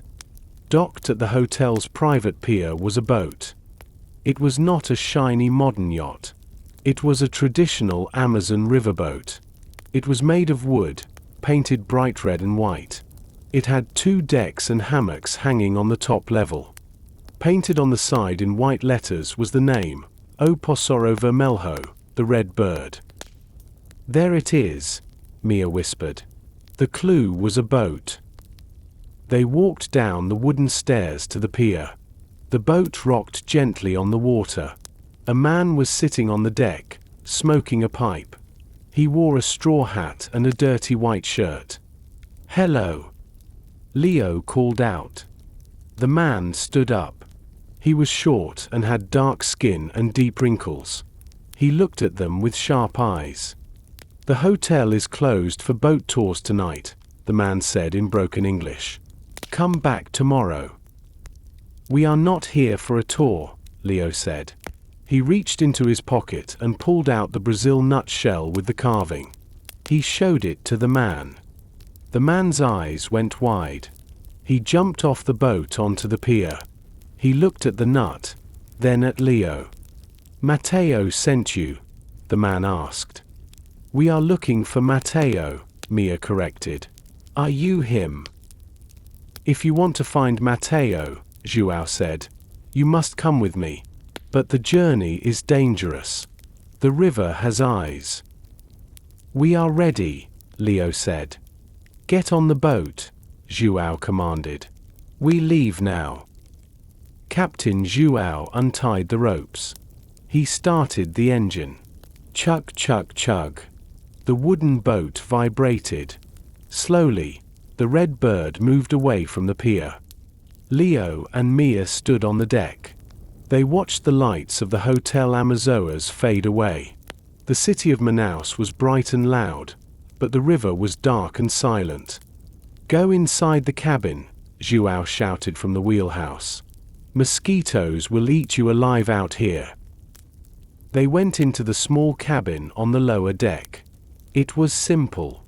There was a table, a small kitchen, and 3 hammocks for sleeping. It smelled of coffee and diesel fuel. For 2 hours, they motored down the dark river. Leo could not see the shore. The river was so wide it felt like the sea. Then, the sun began to rise. The sky turned pink and purple. João called them up to the top deck. "Look," João said, pointing ahead. "The meeting of the waters." It was a magical sight. In front of the boat, 2 giant rivers collided. The Rio Negro was black, like tea. The Rio Solomos was brown, like coffee with milk. 4 kilometers, the 2 rivers flowed side by side, but they did not mix. There was a clear line between the black water and the brown water. "It is beautiful," Mia said. "It looks like a painting." "Matteo lives past this point," João said. "He lives where the maps stop." João steered the boat into a smaller channel. They left the wide, open river and entered the flooded forest. The trees grew right out of the water. Their roots looked like snakes twisting in the mud. The jungle was very close now. Branches brushed against the side of the boat. Scratch, scratch. The sounds of the city were gone. Now, the air was filled with new sounds. Monkeys screamed in the trees. Howl, howl, howl. Colorful birds flew overhead. No cell phone signal here, Leo said, looking at his phone. No internet. We are completely alone. Good, Zhuao said. If you cannot call out, they cannot track you in. Zhuao turned off the big engine and turned on a smaller, quieter motor. The boat moved silently through the green water. Why are we being quiet? Leo asked. River pirates, Zhuao whispered. And smugglers. This part of the jungle has no police. If bad men see a boat, they might attack. We must be like ghosts. Leo looked at the thick wall of trees. Every shadow looked like a person. Every floating log looked like a crocodile. Suddenly, Zhuao stopped the boat. He pointed to a tree trunk marked with a strange symbol carved into the bark. It was a triangle with a line through it. We are entering the green labyrinth, Zhuao said. This is Mateo's territory. From now on, do not speak loud. Do not use flashlights at night. We are watching for the signal. What signal? Mia asked. The light, Zhuao said mysteriously. Mateo will only show the path if he sees the light. Night fell quickly in the Amazon. One moment it was sunset, and the next moment it was pitch black. The darkness was heavy. Leo could not see the water or the trees. He could only see the stars above the narrow river channel. The silence of the day was replaced by a deafening noise. Millions of insects, frogs, and night birds were singing. It was louder than the city traffic in Bristol. Captain Zhuao turned off the boat's motor. The red bird drifted silently in the water. Do not use your phones, Zhuao whispered. The light is too bright. Eyes are watching from the banks. Leo and Mia sat on the wooden deck. They felt small and vulnerable. A crocodile splashed in the water nearby. Leo pulled his legs away from the edge of the boat. Now, Zhuao said softly, we send the message. He picked up a large, old-fashioned spotlight. He did not turn it on continuously. Instead, he used a shutter to make the light flash. He aimed the beam at the thick wall of black trees. 3 short bursts. 1 long burst. Then, darkness again.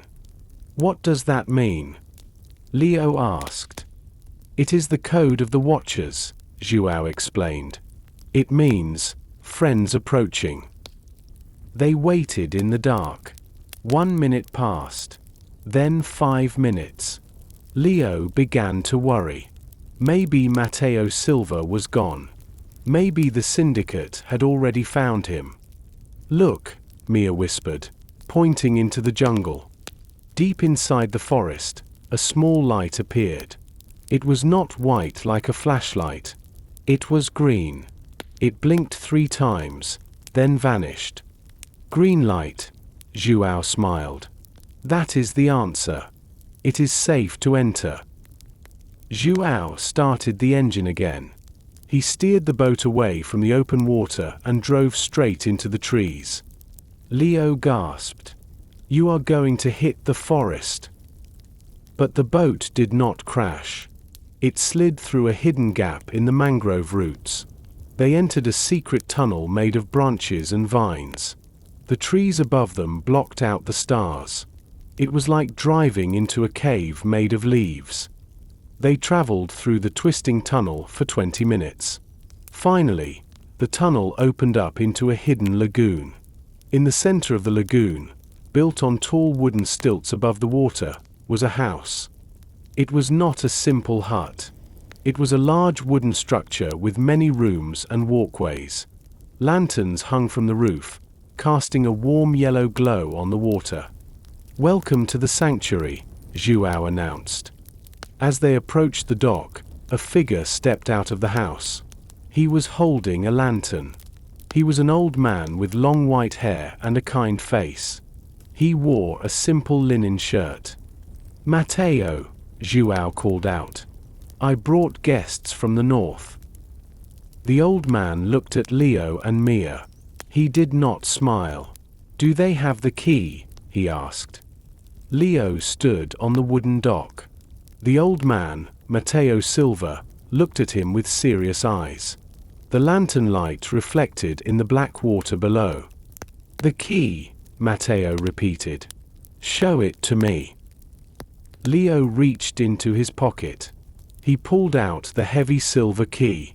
He held it under the yellow light of the lantern. The silver star sparkled. Matteo did not take the key. He just looked at it and nodded slowly. A small smile appeared on his face. Arthur's key, Matteo whispered. I have not seen it for 50 years. You must be the new keeper. Come inside. The mosquitoes are hungry tonight. Leo and Mia followed Matteo into the house on stilts. Inside, the house was amazing. It was not like a normal home. It looked like a witch's cabin. Dried plants hung from the ceiling in bunches. There were shelves full of jars containing colored liquids, roots, and preserved insects. A small monkey was sitting on top of a bookshelf, watching them with curious eyes.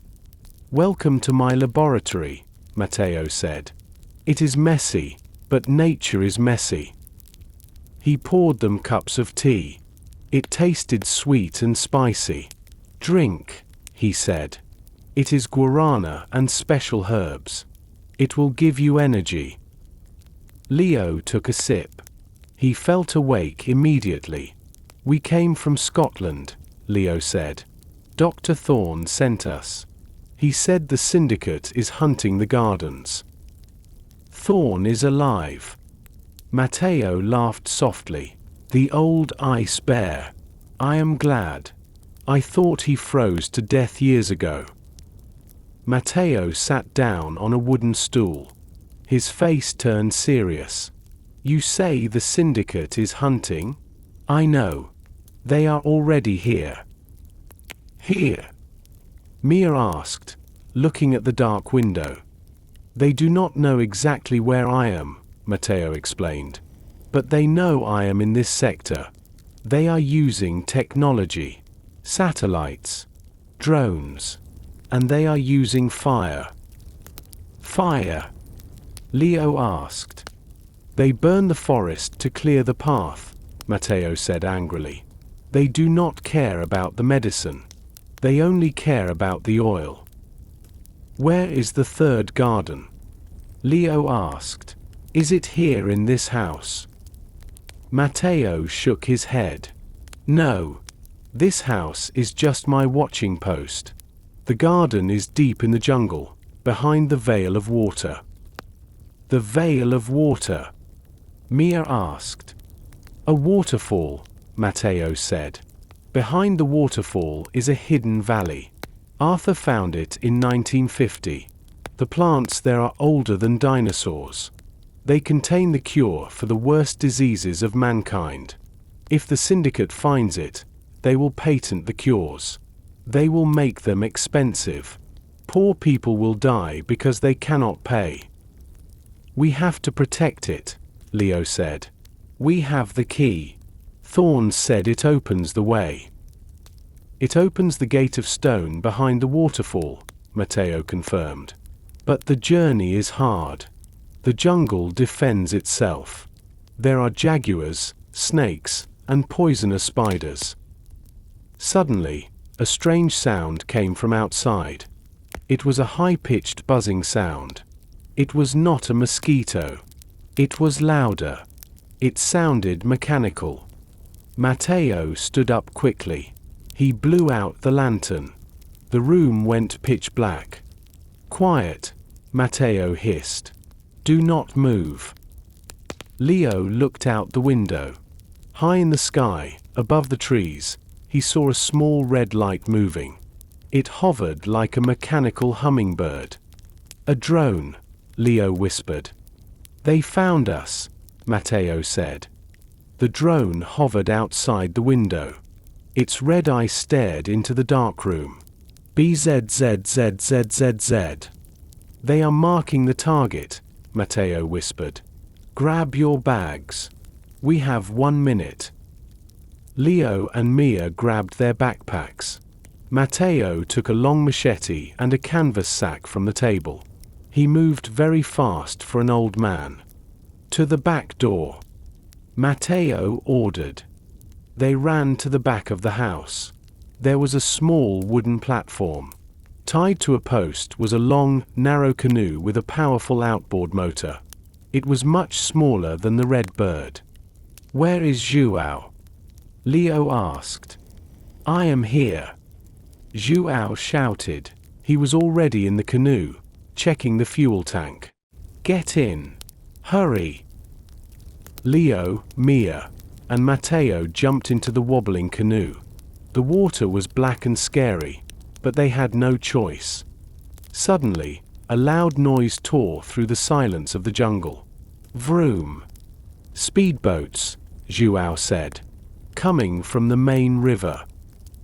Matteo cut the rope with his machete. Slash. "Go, João, go." João pulled the starter cord. The motor roared to life. The canoe shot forward like an arrow.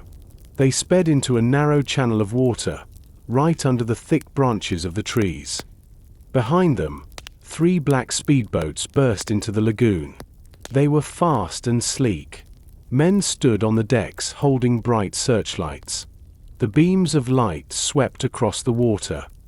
"There is the house," a voice shouted over a loudspeaker. Then, a bright flash lit up the night. Whoosh! One of the men on the speedboats fired a flare gun. A ball of fire flew through the air and hit the thatched roof of Matteo's house. The dry palm leaves caught fire instantly. The house, full of oil and herbs, exploded into flames. Boom! Leo looked back. The beautiful house on stilts was a tower of orange fire.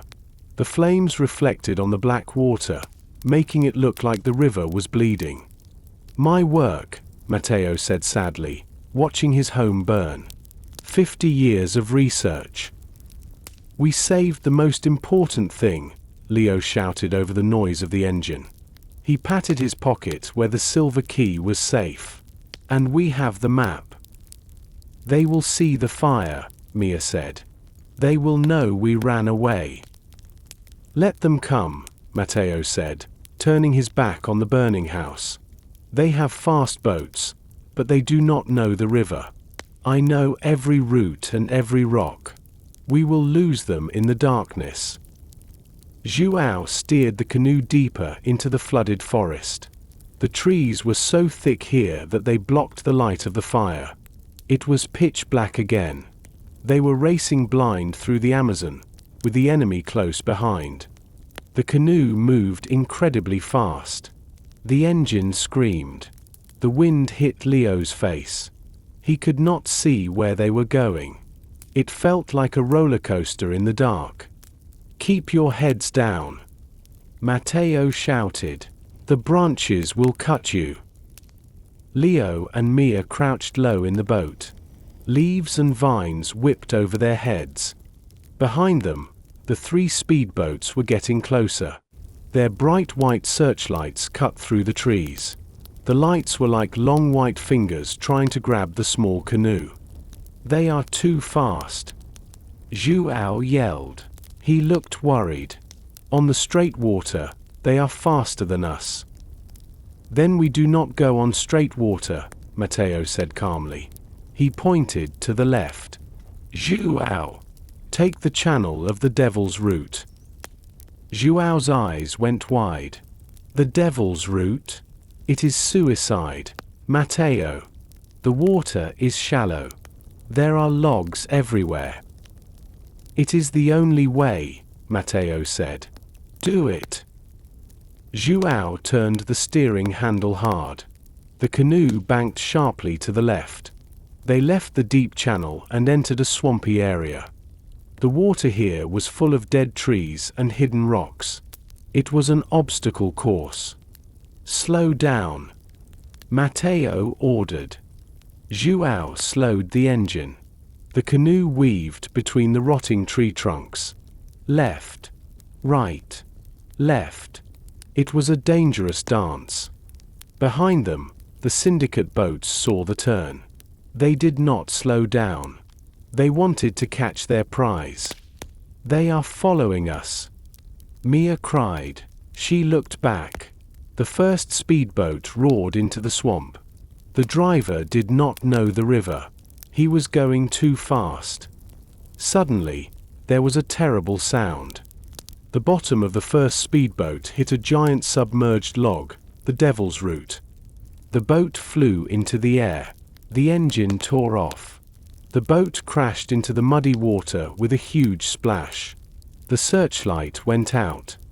The other two speedboats stopped quickly to help their friends. "They are stuck," Matteo said with a grim smile. "Their boats are made for the ocean, not the jungle. Here, the river fights for us." Zhuao accelerated again. They moved deeper into the dark swamp. The sound of the crash faded behind them. "We are safe for a few hours," Matteo said. "But they will call for air support. The drones will find us when the sun rises." "How far is the waterfall?" Leo asked. "We must travel all night," Matteo said. "We go up the river, against the current, to the Forbidden Valley." Leo looked at the dark trees passing by. He was tired, wet, and scared. But he held the silver key tight. He touched the Brazil nut map in his bag. They were winning. "Sleep if you can," Matteo told them.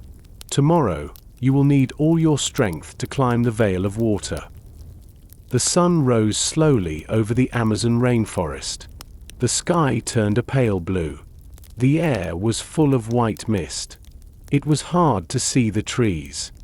The canoe moved slowly now. The river was not deep. It was full of rocks. "Listen," Matteo said.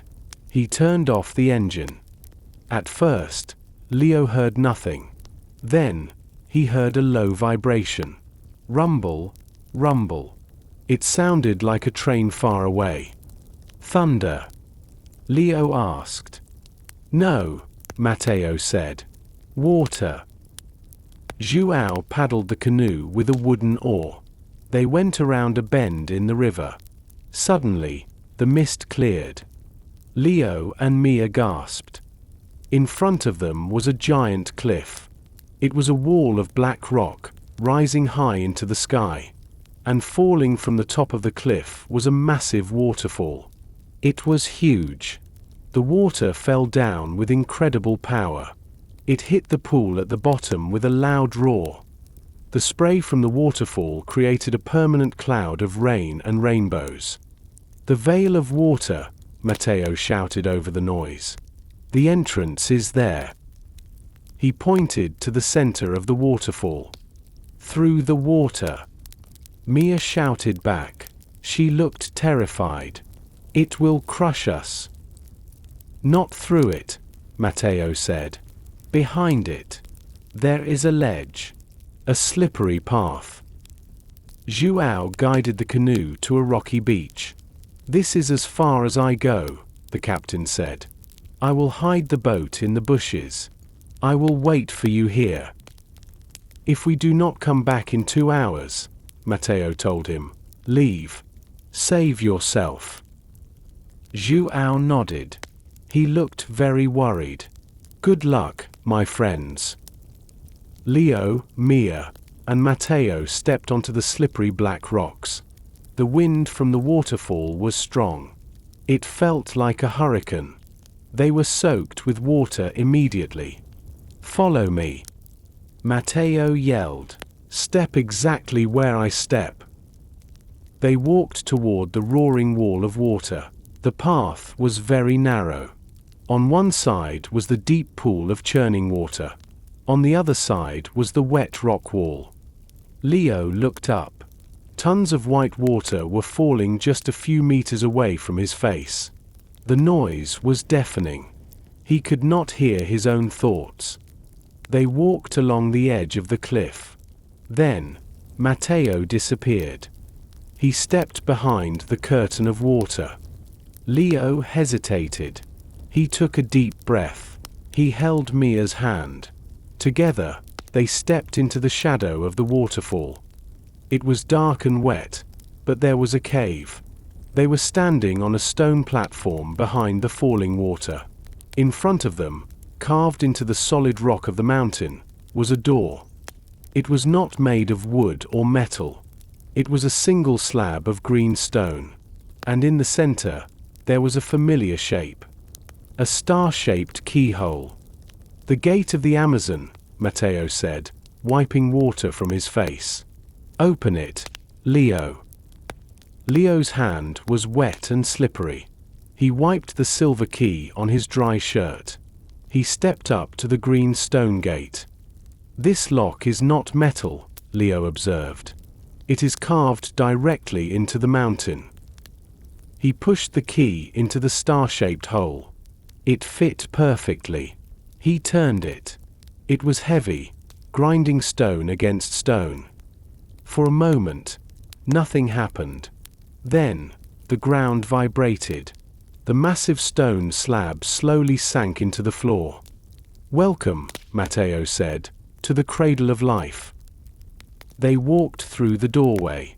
They expected a cave, but they found sunlight. They were in a hidden valley. It was a perfect circle, surrounded by high black cliffs on all sides. The waterfall hid the entrance, and the cliffs hid the rest. The sky above was blue and open. It was like a lost world. The plants here were enormous. Ferns were as tall as trees. Flowers were the size of car wheels. The air was thick with oxygen and smelled like sweet honey. "This place has been isolated for millions of years," Matteo whispered. "Dinosaurs walked here. The Ice Age never touched this valley." Mia walked to a purple flower. It was glowing softly. "It is unbelievable. These species, they are not in any book." "This is the medicine cabinet of the earth," Matteo said. "We have plants here that can cure cancer. Plants that can stop viruses. Plants that can extend human life." He led them to the center of the valley. There was a small, clear pool of water. Growing in the middle of the pool was a single, white tree. It was glowing with a faint light. Its leaves were silver, like the key. "The star tree," Matteo said. "The source of the oil. The syndicate wants this tree. If they take it, they will cut it down to study it. They will kill it." Leo looked at the beautiful tree. He felt peaceful. But the peace did not last. Boom! A loud explosion shook the ground. Birds screamed and flew into the air. Rock dust fell from the high cliffs. "They are here," Leo said, looking up at the rim of the cliff. High above them, ropes dropped down the black rock walls. Men in black uniforms were rappelling down the cliffs like spiders. Drones buzzed over the top of the waterfall. "They are not coming through the door," Matteo realized. "They are coming from the sky." "There are too many of them," Mia cried. She counted 10, 20 soldiers coming down the ropes. "We cannot fight an army," Matteo said. He looked at the star tree. "We have to protect the tree. If we cannot save it, we must destroy it." "Destroy it?" Leo asked, shocked. "But it is the cure." "Better that nobody has it, than the syndicate controls it," Matteo said sadly. He pulled a lighter from his pocket. "Wait!" Leo shouted. "There must be another way." "Don't do it!" Leo yelled. He grabbed Matteo's arm. The lighter fell from the old man's hand and dropped into the wet grass. "We have no choice." Matteo shouted. "Look! They are landing." The first soldier hit the ground. Thud. He unclipped his rope and raised his rifle. Freeze! Hands in the air! 2 more soldiers landed behind him. They were wearing gas masks and heavy armor. Leo ignored the guns. He ran toward the star tree. "Leo, come back!" Mia screamed. Leo looked at the base of the tree. Arthur Sterling built the greenhouse in Bristol with automatic water systems. He built the Scottish vault with a cooling system. He was an engineer as well as a botanist. He must have built a system here too. Leo looked at the white roots of the tree. Half hidden in the moss, there was a small stone block. And on the block, a silver star keyhole. "Stop him!" the soldier shouted.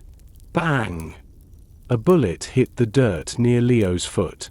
Leo didn't stop. He jammed the silver key into the hole. "Arthur, please help us," Leo whispered. He twisted the key hard to the left. Click. Rumble. The ground shook violently. The soldiers stumbled and fell. Suddenly, the sound of the waterfall changed. It was not just falling behind the cliff anymore. Crash!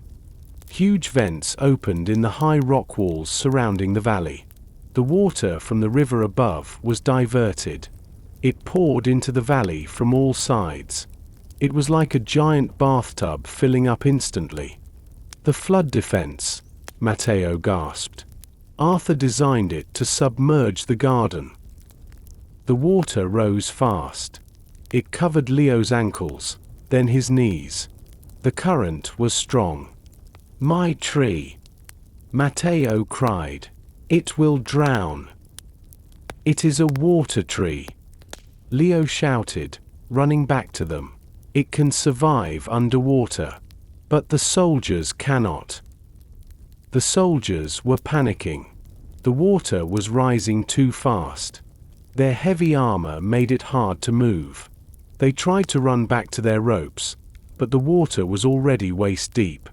It swirled around them, knocking them over. "We have to get out," Mia yelled, "or we will drown too."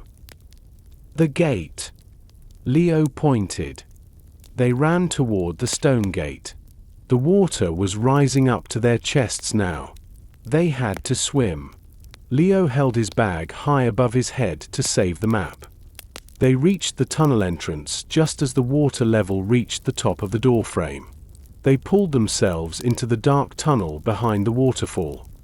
Leo looked back. The beautiful hidden valley was gone. It was just a lake of swirling dark water. The star tree was safe, hidden deep beneath the surface. The soldiers were struggling in the water, shouting into their radios for rescue. "We did it," Leo panted, coughing up water. "We hid it again." "But now we are trapped," Mia said, shining her light down the tunnel. "The water is coming in here too." The water rose higher in the tunnel. It was up to their necks now. The current was very strong. It pulled at their clothes and tried to drag them deeper into the mountain. "Hold on!" Leo shouted. He grabbed a jagged rock on the wall. He held Mia's hand tight. Matteo was holding onto Leo's backpack. "We cannot go back," Matteo yelled, spitting water. "The pressure is too high. The tunnel is becoming a pipe." "Where does it go?" Mia cried. The cold water was making her shiver violently. "It connects to the underground river system," Matteo explained. "It flows under the mountain and comes out, somewhere downstream." "Somewhere?" Leo asked. "You don't know." "I never had to use it," Matteo shouted. "But it is our only chance. If we stay here, we drown." The water rose over their mouths. They had to lift their heads to the ceiling to breathe. There was only a small pocket of air left. "On the count of 3, Matteo said, "take a deep breath and let go. Do not fight the water. Let it take you. 1. Leo counted. He looked at Mia. She looked terrified, but she nodded. 2, 3. They took a huge breath of air. Then, they let go of the wall. The current grabbed them instantly. It was like being flushed down a giant drain. They were pulled underwater. It was pitch black. Leo squeezed his eyes shut. He felt his body twisting and turning. He moved incredibly fast. He felt smooth stone walls rushing past him. He tried to protect his head with his arms. He hoped there were no sharp rocks. It felt like a terrifying water slide that never ended. Down, down, down. His lungs started to burn. He needed air. Just as he thought he was going to pass out, he saw a faint light above. Splash! Leo shot out of the underwater tunnel and broke the surface. He gasped for air. Cough, cough. He was floating in a calm, dark pool. He looked around wildly. Mia, Matteo? I am here, Mia's voice came from the darkness. She was holding onto a floating log nearby. And me, Matteo groaned. He was swimming slowly toward the bank. Leo swam to the edge and pulled himself up onto the sandy ground. He helped Mia and Matteo out of the water. They lay on the sand, wet and exhausted. They were all breathing hard. Leo turned on his waterproof flashlight. They were in a large cave. The roof was high and full of sleeping bats. At the end of the cave, there was a wide opening covered in vines. Through the vines, Leo could see the jungle night. "We are alive," Mia whispered. She checked her glasses. They were cracked but still usable. "Where are we?" Leo asked. Matteo stood up shakily. He walked to the cave entrance and pushed the vines aside. He looked out at the stars. "We are about 3 kilometers downstream from the waterfall," Matteo said. "We are in the cave of the jaguar. It is a secret exit." Leo checked his pockets immediately. The silver key was still there. The fake passports were wet but okay. "The syndicate thinks we drowned," Leo said. "Or they are busy trying to save their soldiers from the flood." "We have a head start," Matteo said. "But we cannot stay here. We have to get to the extraction point." "Extraction?" Leo asked. "Where are we going?" "To the airstrip," Matteo said. "I have an old friend with a plane. If we can reach him, we can fly out of the Amazon." The walk through the jungle was a nightmare. Their clothes were wet and heavy. The mud sucked at their boots. Every shadow looked like a soldier, and every sound sounded like a drone. "How much further?" Mia asked. Breathless, she wiped mud from her face. "Close," Matteo said. He was walking with a limp now. The escape down the river hurt his leg. "Marco's airstrip is just past those trees." They pushed through a wall of thick green vines. Suddenly, the trees stopped. They were standing on the edge of a long, grassy field. It was not a real airport. It was just a strip of flat land cut into the jungle. At the far end of the field, there was a small, rusty airplane. It had 2 propellers and looked like it was from a museum. A man was standing next to it, pouring fuel from a red can. "Marco!" Matteo whistled loudly. The pilot looked up. He was a big man with a beard and a dirty oil-stained shirt. He waved his arms. "Matteo, hurry! I heard the radio. The police and the army are everywhere on the river." They ran across the open grass. Leo felt exposed. If a drone flew over now, they were easy targets. "Get in!" Marco shouted. "I warmed up the engines." They climbed into the small plane. It was tiny inside. There were no seats, just crates of cargo. They sat on the floor. Leo helped Matteo up. Marco jumped into the pilot's seat. He flipped switches. Sputter. Cough. Roar. The left engine started. Then the right engine. The whole plane shook violently. It was very loud. Hold on. Marco yelled. We are heavy. We need speed. He pushed the throttle forward. The plane started to roll down the bumpy grass strip. It bounced up and down. Leo looked out the dirty window. At the edge of the jungle, he saw lights. Headlights. 2 black jeeps burst out of the trees. They drove onto the grass strip. They were chasing the plane. They are here. Leo screamed.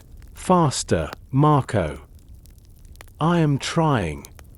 Marco shouted. The jeeps were fast. Men were hanging out of the windows, pointing guns. But they did not shoot. They knew if they shot the plane, it might crash and burn the map or the key. They wanted to stop it, not destroy it. One jeep drove right next to the wing. A soldier tried to throw a hook onto the plane. Marco pulled the control stick back hard. Fly, you ugly bird. Fly. The plane lifted its nose. The wheels left the ground. The jeep swerved away to avoid hitting the trees. The plane climbed slowly. They flew over the top of the jeep. They flew over the trees. The jungle dropped away below them. Leo looked down. He saw the black jeeps stop at the end of the runway. The soldiers got out and kicked the tires in anger. They were too late. We are in the air, Marco laughed nervously. Next stop, Colombia. Leo leaned back against a wooden crate. He closed his eyes. They escaped the city, the tower, and the jungle. They had the key. They had the map. But the war was not over. What do we do now? Mia asked softly. We cannot run forever. Leo opened his eyes. He looked at the sunrise through the window. No more running, Leo said. We have the proof. We know where the gardens are. We are going to finish this. We are going to tell the world. The old plane landed on a dusty runway in Leticia, a town on the border of Brazil and Colombia. Marco parked the plane behind a hangar. You are safe here, Marco said. But not for long. You need to disappear. We are done disappearing, Leo said. He looked at Mia and Matteo.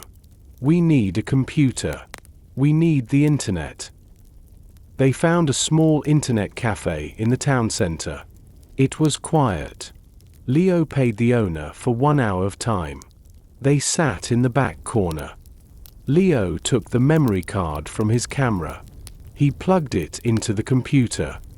Are you sure about this? Matteo asked. Once we do this, there is no going back.